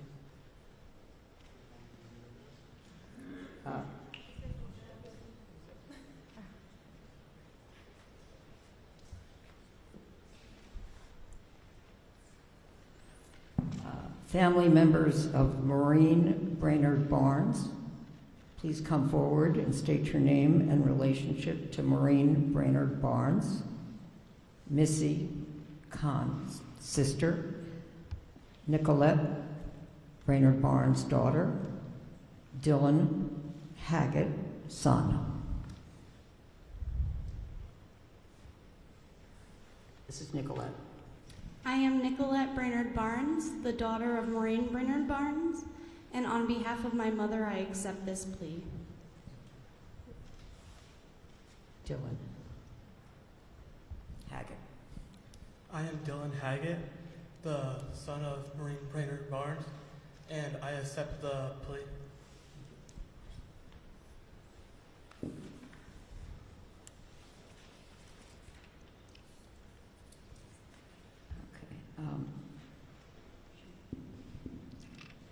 So I think we have everyone that I represent. If there's anyone I don't represent who would like to say something, feel free to come forward. Okay. The defendant's plan to get away with the murders he committed was also unsuccessful. Okay, good. Thank you so much. I could actually just use this. Thank you. Somebody else. Oh, good. Just say your name, please. I'm Diane Doherty, and I'm the mother of Karen's sons, Eric and Gary. And I just want to say I'm thankful that we came to a conclusion that brought peace to everybody. Thank you. Well said. Thank you.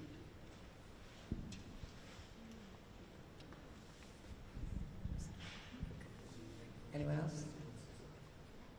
Yes, you go. Okay, good. Thank you. The defendant's plan to get away with the murders he committed was also unsuccessful because many law enforcement officers who participated in this massive investigation were so dedicated. We would like to thank each and every one of you who contributed to bringing the defendant to justice. We deeply appreciate you and your dedication to finding, testing, and preserving evidence for this case. The result today would never have been achieved without your hard work and sacrifice. Even if we cannot meet and thank each one of you in person, please know that your efforts on behalf of the families, loved ones, are respected and appreciated.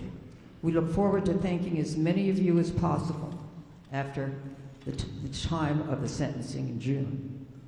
The journey to justice has been painful for each and every family member who I represent.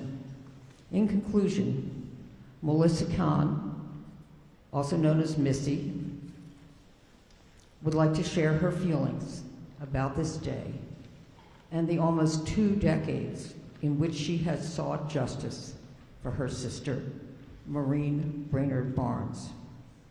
Missy. Of course you can, sure. Would you like to use this? I'll see. Hello. Okay.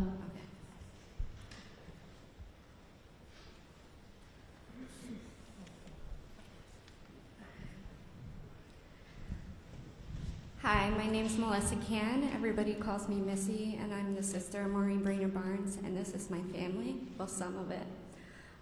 First, I want to begin by thanking the district attorney, his office, the detectives, the FBI, the New York State Police, and the entire task force. For years, they never stopped. They carried this case with determination and heart, and our family will forever be grateful. We are forever thankful for the work that led us here. Finally, a sense of relief. The guilty plea brings solace, and I'd like to thank everyone who had a part in that fight for justice. Thank you to our lawyer, Gloria Allred. I also would like to thank the media for continuing to keep this case in the public eye. Today is not about the person responsible. Today is about the women's lives who were stolen. It is about their voices, their future, and their families, the love that still surrounds them. They are the reason why we are here. 19 years, I lived in the space between heartbreak and hope. Throughout these years, I searched for answer, for truth, for justice. There were moments when the weight felt unbearable, but I never gave up. Maureen was never forgotten, not for a single moment. From the day she went missing until today, she has been carried in every breath, every memory, every fight for answers. This has been a long journey of hope that one day we would stand here and say her name with justice beside it. Today, that long, painful journey brings us to this moment. Our mission, our promise to Maureen, is finally met with accountability. For Melissa's, Megan's, Amber's, Jessica's, Valerie's, Sandra's, and Karen's family, I stand with you in deep love and understanding. No one should ever have to walk this path, yet here we all are, connected by loss, by strength, and the unbreakable bond of our loved ones.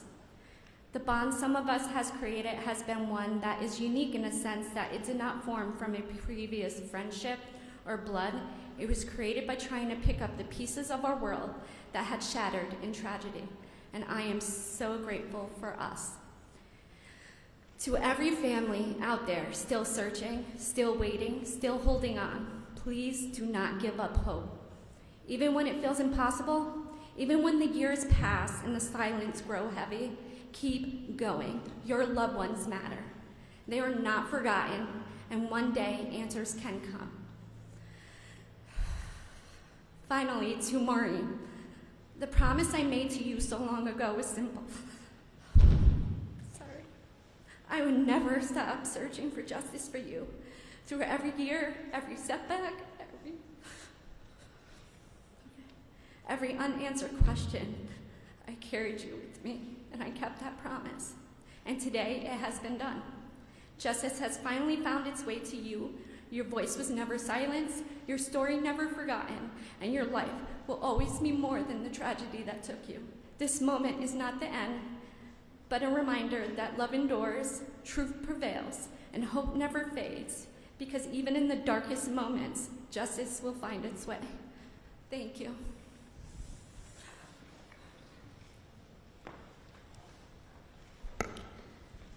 The victims will not be answering questions. I call them the victims because they are also victims, even though they are family of murder victims. I can take one question. And if there are none, yes, sir. Could you speak up a little, please? I'm sorry. Kevin Sheen, New York Post. So after today's proceeding, the defense attorney, Michael Brown, when asked why did he accept the plea deal, said, why didn't you want to go through with it? He kept saying all the while, the last years, innocent, why now? Why all of a sudden? And his answer was, quote, he certainly wanted to save the families of the victims the ordeal of going to trial. I just wanted to hear what the victims' families thought of that sentiment as far as now. Not much. Yeah. I saw something on Facebook today that the New York Post is still calling our girls sex workers. Stop it. I don't have a comment on anything he says. Perhaps the district attorney does. Yeah, no, I think, yeah. So thank you, Ms. Allred. Thank you, Missy. Thanks to the victims. Does anybody have any questions? Yeah, Mr. Tierney. Yes. Was it a plea in the formal, a plea deal in the formal sense? Was there a deal? Was there anything that you offered him, or really just a change of plea? Well, I think traditionally a change of plea is when they plead guilty to every single count in the indictment. In this sense, we are going to be dismissing 3 charges, so that is a plea deal. Obviously, he's getting the maximum under the sentence. So how you categorize that, I would leave it to everyone. Yes. It seems like one of the only cases that's pretty much unsolved on Ocean Parkway, except for Tatiana is Asian Road. It seems to solve all the other cases. So where does that go now? Do you have any sense that Rex Norman might have been friends? So I know, Mary, you're going to get sick of hearing this because I say it every time. It doesn't matter what I think, it matters what I can prove. You've heard that before, right, Mary? I think that, first thing we need to, there's a number of things we can do, but a huge step in moving that case forward would be to finally identify that individual. We continue to work with that, IGG, and hopefully that we can do that, but we'll continue to work that case. We'll continue to work all the other, unfortunately, many cases in Suffolk County. So.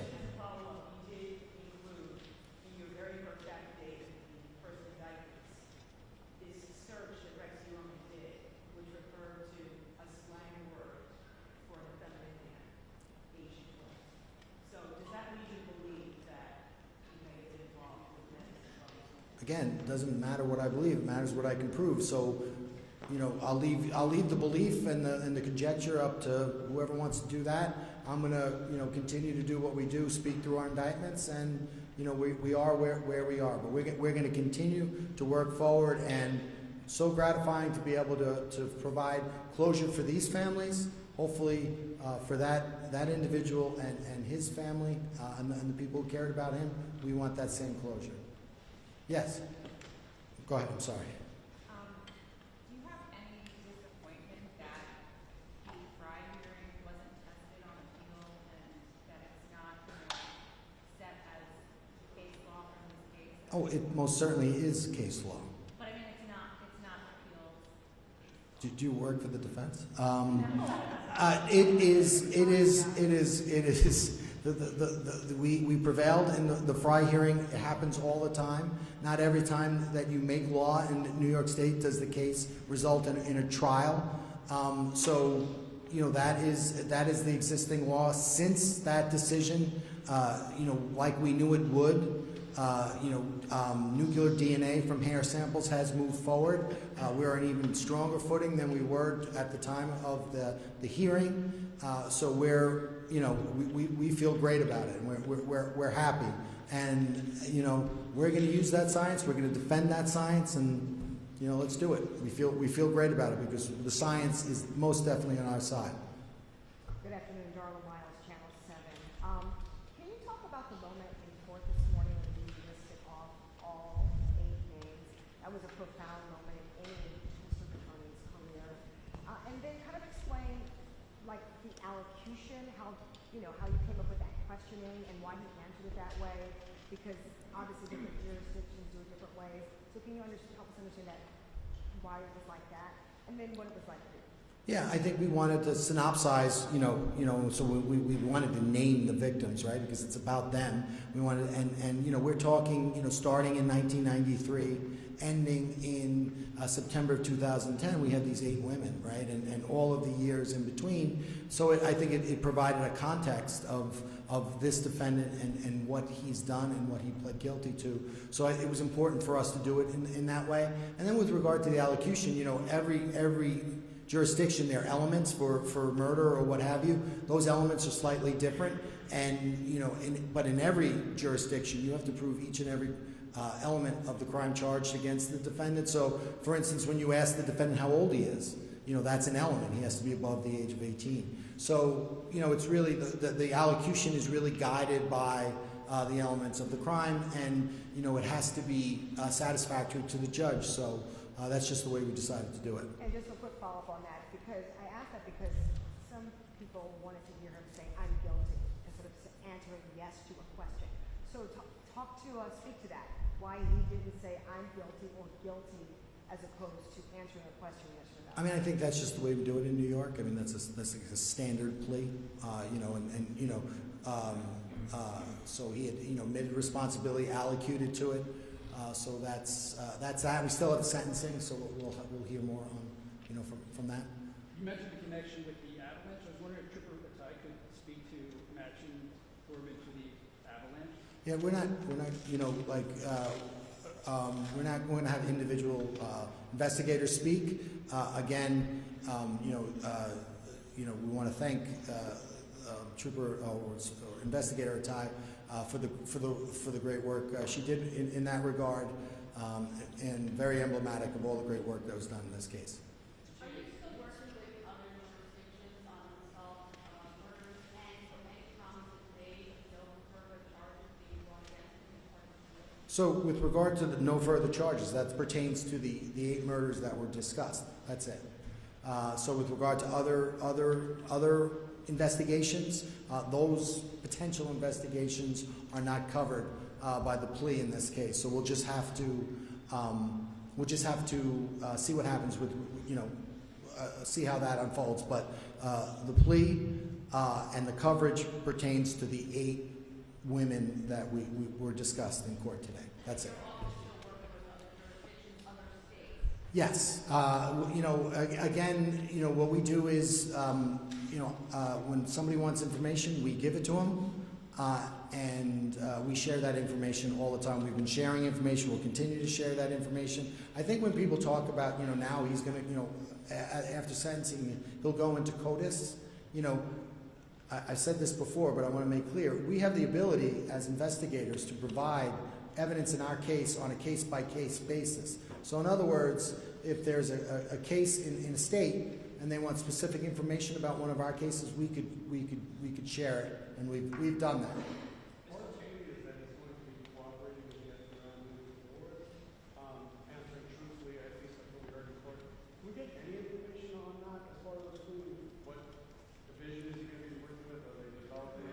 Yeah, sure. Again, I think that, the FBI does such phenomenal work, but then you have, the real work that the FBI does, and then, the work you see on TV. So, one of the many great units that the FBI has is this behavioral analysis unit, and that is, that unit at one of its core missions is like a clinical role. In other words, they're going to interview the defendant, gain insight into his motivations and background as sort of an academic and scientific exercise. So that's what that's about. They're a clinical. Those are clinical interviews. Those aren't investigative interviews. I believe that they're going to limit that to just the four corners of what he pled guilty to, and try to gain insight. So they could gain insight and knowledge going forward on new cases, and that's kind of what the FBI does.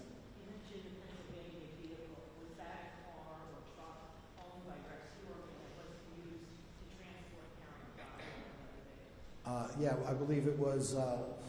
Yeah, it was a Ram Charger owned by him, and it was Sandra Castilla.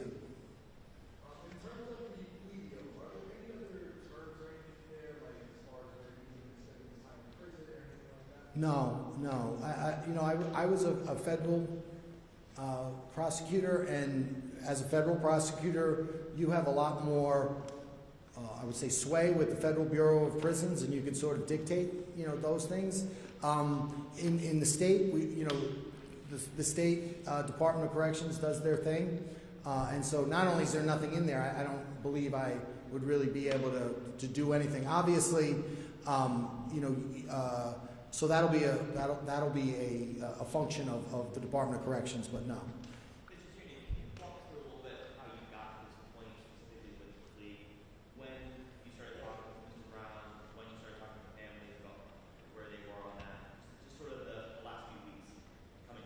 Yeah, I mean, I think with regard to this, he's not serving less time, so as far as that, it's pretty much the best we could do. But I think every single case you have, there's these discussions, and talking about pleas as a prosecutor, that's third rail stuff, because defendants have a presumption of innocence, they have a right to trial. So imagine if every time in one of my cases in my office, I said, "Oh, Smith, yeah, he's going to plead guilty. He knows he did it." That's third rail stuff. That's unethical behavior. So we don't talk about pleas, because it would be unethical as prosecutors, because we're impeding upon that presumption of innocence. So we don't do that, number one. Number two, we don't have control over what a particular defendant's going to do. And in every single case, there's talk of pleas. Maybe it'll happen. Maybe it won't happen. We prepare our case. We go forward. We see what happens. I don't think, until the allocution was completed, I didn't know whether or not this was going to go through. So you wait and see. I think people say, "Oh, it's going to be a plea." Well, maybe.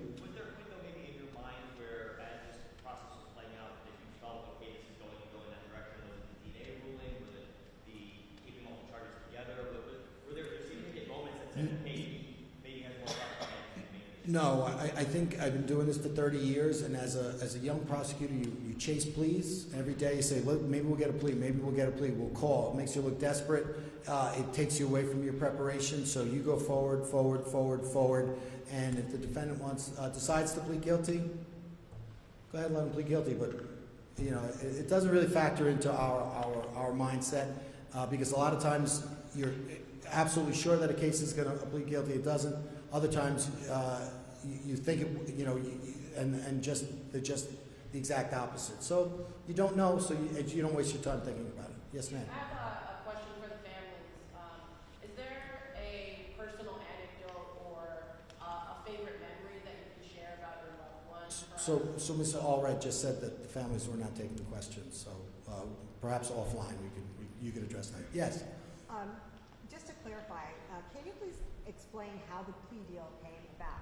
Was there one already on the table, or were you contacted by Mr. Newland's attorney? I don't really think it's just sort of organic. It happens organically. What happens is you sort of go from talking about it and just going forward, and then at a certain point in time there was discussion with regard to Karen Vergata. And that's done in a proffer setting where the defendant discloses, but you can't use it against them unless they waive that. So, once that happened, we began to think that certainly a plea might occur, but you never know. So just to clarify, it was only after the Karen Borgana case was connected to Mr. Human that there were discussions, like had there been a framework? I know you said it's always happening, but we just want to be able to pinpoint in our timeline. Yeah, well, normally, like, say this was a robbery case, right? And there's a maximum of 25 years, and the person could get 10 years, right? So you're negotiating, all right, I think we could dispose of this for 12 years, or 10 years, or 6 years, or whatever it is. That's a normal plea. There was no negotiation with regard to numbers. So it was basically like, we'll continue to work this case. If it comes a time when this defendant, and it's the defendant's decision, when this defendant wants to plead guilty, we'll go ahead and take it. But we're not discussing, we'll give him this or we'll give him that. So there really wasn't all those discussions. And I can tell you that, the reason why this case pled guilty was because it was the defendant's decision to do so. The defendant wanted to plead guilty. If the defendant didn't want to plead guilty, the defense would have taken the case to trial, and we would have followed along. But it was at a certain point in time, it was the defendant's decision to say I'm pleading guilty. Was it a call out of the blue? I guess that's what I'm trying to nail down. Was it just a call out of the blue to your office? No. There's a lot of information that we've read in court documents about these crimes. But now that they've gone to trial, is there a lot of efforts you work with that we will never know about? Well, I mean, if you look at, I always talk about this, Mary, and we've talked about this, right? And I like to kid you, right, when you say, well, we're talking about a case in this jurisdiction, and you ask me, and I'll say, what does the bail letter say? And you say, well, your jurisdiction is the only jurisdiction that does bail letters, right? Like, so we've provided a tremendous amount of evidence, and the evidence in this case is primarily almost the lion's share of the evidence was the phone evidence, the financial records, the information with regard to the witness statement with regard to Amber Costello the night before, the Chevy Avalanche, the DNA. I think I said cellular phone analysis, and and of course the planning document and the mementos that were found. That's the case. I think there's a tremendous interest in this case, but when you get down to it, the actual commission of the crime, there were 2 witnesses to the commission of all of those crimes, and unfortunately, each time the other witness is no longer with us. So they're just certain, we can't answer every single question because there are no eyewitnesses to these cases.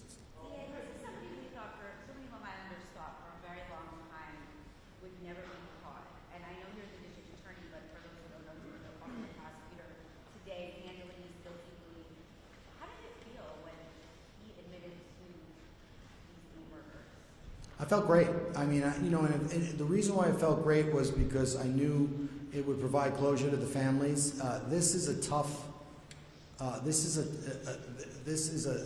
forum for victims. The protections extend to the defendant, and it's a process that's tough on victims. So to go through an extensive trial would have been difficult for the families. So we're glad that we were able to spare the families of that, and that's what we're most happy with.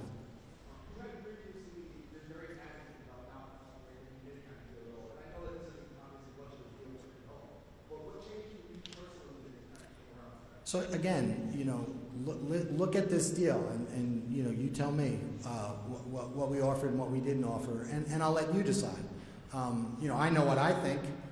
Again, very seldom matters what I think. So if we gave him a deal, then we gave him a deal. Mr. J, can you take us back to the renewed effort to find this person, the task force? Your idea that the police department commissioner at the time had an idea to have fresh eyes on this as well. How did that all come about, and then very quickly lead to these leads? Well, so when I ran for office, and when I spoke with the victims' families before I took office, I discussed this task force.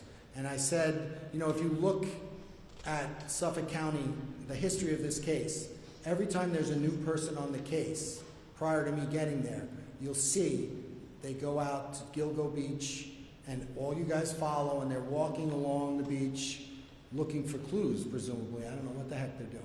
But it's a great media event, and it's a great opportunity to talk about all the great work they're doing and how close they are to catching someone. We did the exact opposite. When we came in, we wanted the one person who mattered, the murderer, to think it's business as usual. We didn't say, hey, it's a slow day. Let's toss Gilgo in the media pool, to sort of get some clicks. We purposely wanted everyone, especially the individual who committed these crimes, to go to sleep, because when we wanted to work our case, develop our case, and when we proved it, right, when we got that grand jury indictment, we wanted to simultaneously arrest him and execute a whole bunch of warrants. And if he was lulled to sleep, we would get additional evidence, and that's precisely what happened. So I am very proud for the work that we and the other members of the task force did, because how we envisioned it happening, that's what happened. Yes? If you had to pick one precise turning point in the case that actually got to him, would it be the car, or what was it? I'm sorry, I cut you off. I apologize for that. Yeah, I anticipate your question. There's I don't think there was one. The phone evidence, financial evidence, the mementos, the planning document, and the DNA evidence, right, off of those hairs. All of it is layered, and so when you take it all together, really, really significant. And I think the key for us was, when initially we had, the avalanche. Well, that's great. Let's get more. We had mitochondrial DNA. That's great. Let's get more. We had cellular data. Let's get financial records to link that in. So more. You have too much evidence. Too much evidence is not enough evidence. We realized this was a significant case. These families waited years. So we were going to make sure that when we brought this case to court, it was going to be a very strong, powerful case. And I can tell you, due to the work of these great agencies and these great people, to my left primarily, some to my right, we built a great case. And the reason why we built such a great case is because at no time did we ever say, well, that's enough. We're good. Keep on going. So I had a part. Sure, I'm sorry. So at the end of your opening statement just now, you said this case closes and another one opens, but the task force has asked for help in identifying some other remains found out there, and I think those are still unidentified. So how can this case actually close? Well, I'm talking about the case against Rex Uriman and that indictment, right, in which he pled guilty to the murders of every single woman on that indictment, plus an 8th woman. That case closes. But any case involving an unsolved homicide in Suffolk County, those cases remain open. And he's being looked at for other unsolved cases that... That's not the way it works. We don't presume that he did or didn't do any more cases. We go to each case like we did with each of these women. We develop the evidence from those cases. We see where it leads us, and that's what we do. But a lot of other people in Suffolk County said, we think it's this person. We don't think anything. We go to the crime scene, we start the crime scene, we develop the evidence, and we see where it leads us. That's it. When I'm ready to charge somebody, I will. But I'm not going to sit here and say, this murder, we think it's one or two of these people, maybe a third. We don't speculate. We work until we get the evidence to speak through an indictment. Sorry, I don't mean to. But I think that that's the way you do cases, and that's the way we do cases. Yeah.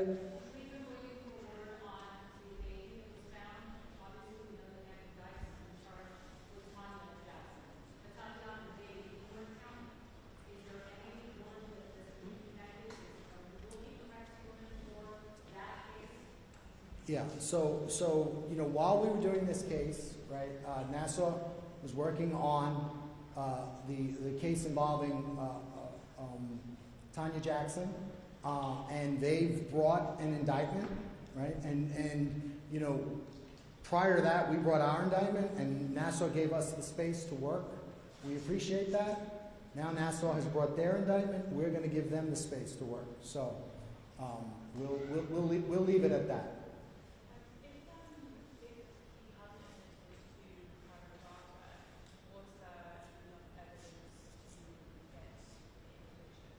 I'm sorry?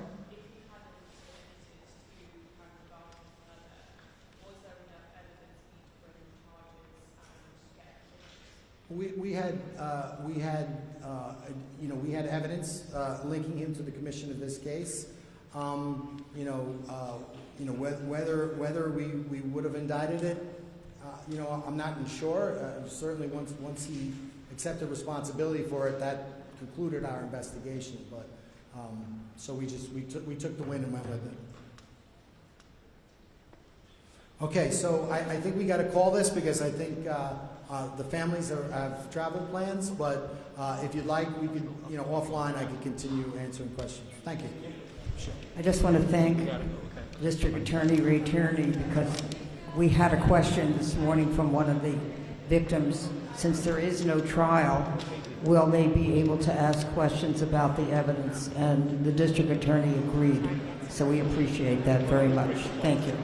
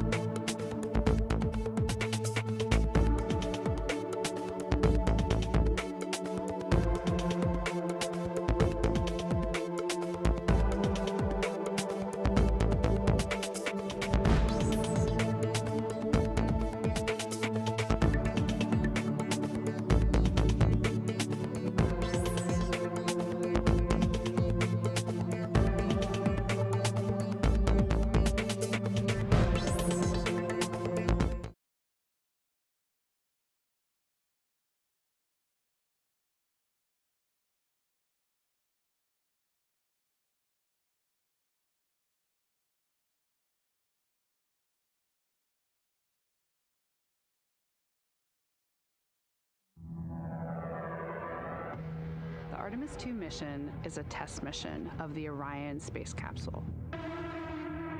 Artemis II will be the first time we put humans on this rocket. We're going back to the moon because it's the next step in our journey to Mars. We were always going to the moon. Pushing ourselves to explore is just core to who we are. That's a part of being a human. And lift off. We shall return. Continuing to test out every bit of Orion. Coming back to Earth, 7 miles a second. When humanity sets big goals, we can bring together genius from around the world. You have the best people on planet Earth putting this vehicle together. That's what's up. To innovate for the benefit of humanity and to inspire the world through discovery. And here we go.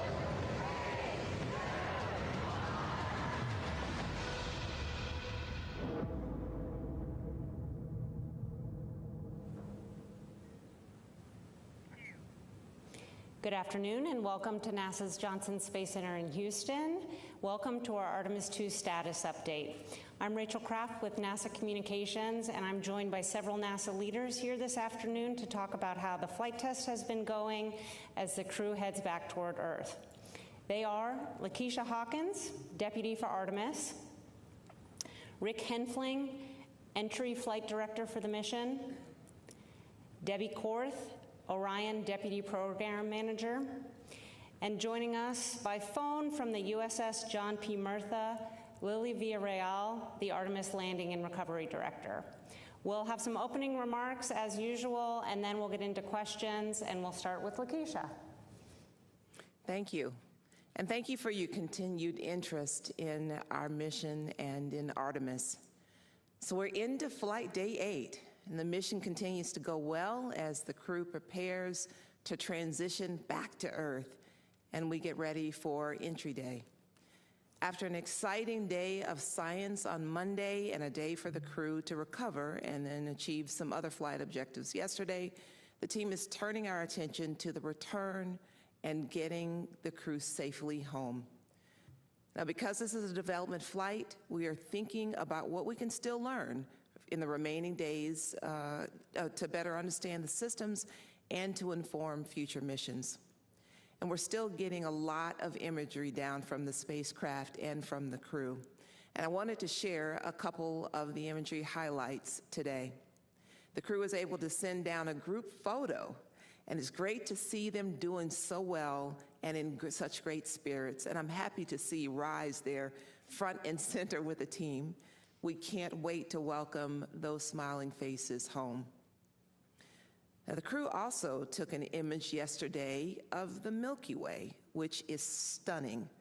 And free from atmospheric interference, the crew could see the glowing ribbon of stars and filaments, a clear view of our home galaxy. So I also wanted to highlight a few additional things that we're learning through this test. That are directly feeding forward to our next missions, including Artemis III. Now, in the area of science, in addition to the lunar science activities that we saw on Monday, our other science and payload activities continue to progress as planned. At the Marshall Space Flight Center in Huntsville, Alabama, our Payload and Mission Operations Division is operating our Avatar, or also the immune biomarkers experiment, as well as the standard measure activities. And these activities are going to really help us understand how the deep space environment impacts the astronauts during the Artemis missions. The experiments about human health are going to give us data that we need to be able to live on the moon longer as we develop the moon base and be able to prepare for farther trips like going on to Mars. During Apollo, they didn't gather this kind of human health data, and we can't get this information during low Earth orbit missions. So in terms of performance of the hardware, as we heard from the administrator yesterday, the mobile launcher is in good condition overall. And while we need to fix a few things, having the mobile launcher in good condition really ensures that we'll be ready to start stacking the Artemis III vehicle according to the timeline that supports launching that mission next year. You heard previously that the SLS performance was about as good and flawless as we could have expected. And the SLS team already has begun digging into all of that data for detailed post-flight analysis to see if any refinements need to be made going forward. And the data that we're getting from the Orion manual piloting demonstrations, including the proximity operations demonstration we had after launch, are critical to ensuring that we can dock with human landers during Artemis 3 and beyond. And we heard in real time from Victor during the ProxOps demonstration how precise the handling appeared to have been, and the other demonstrations are proving us with even more data.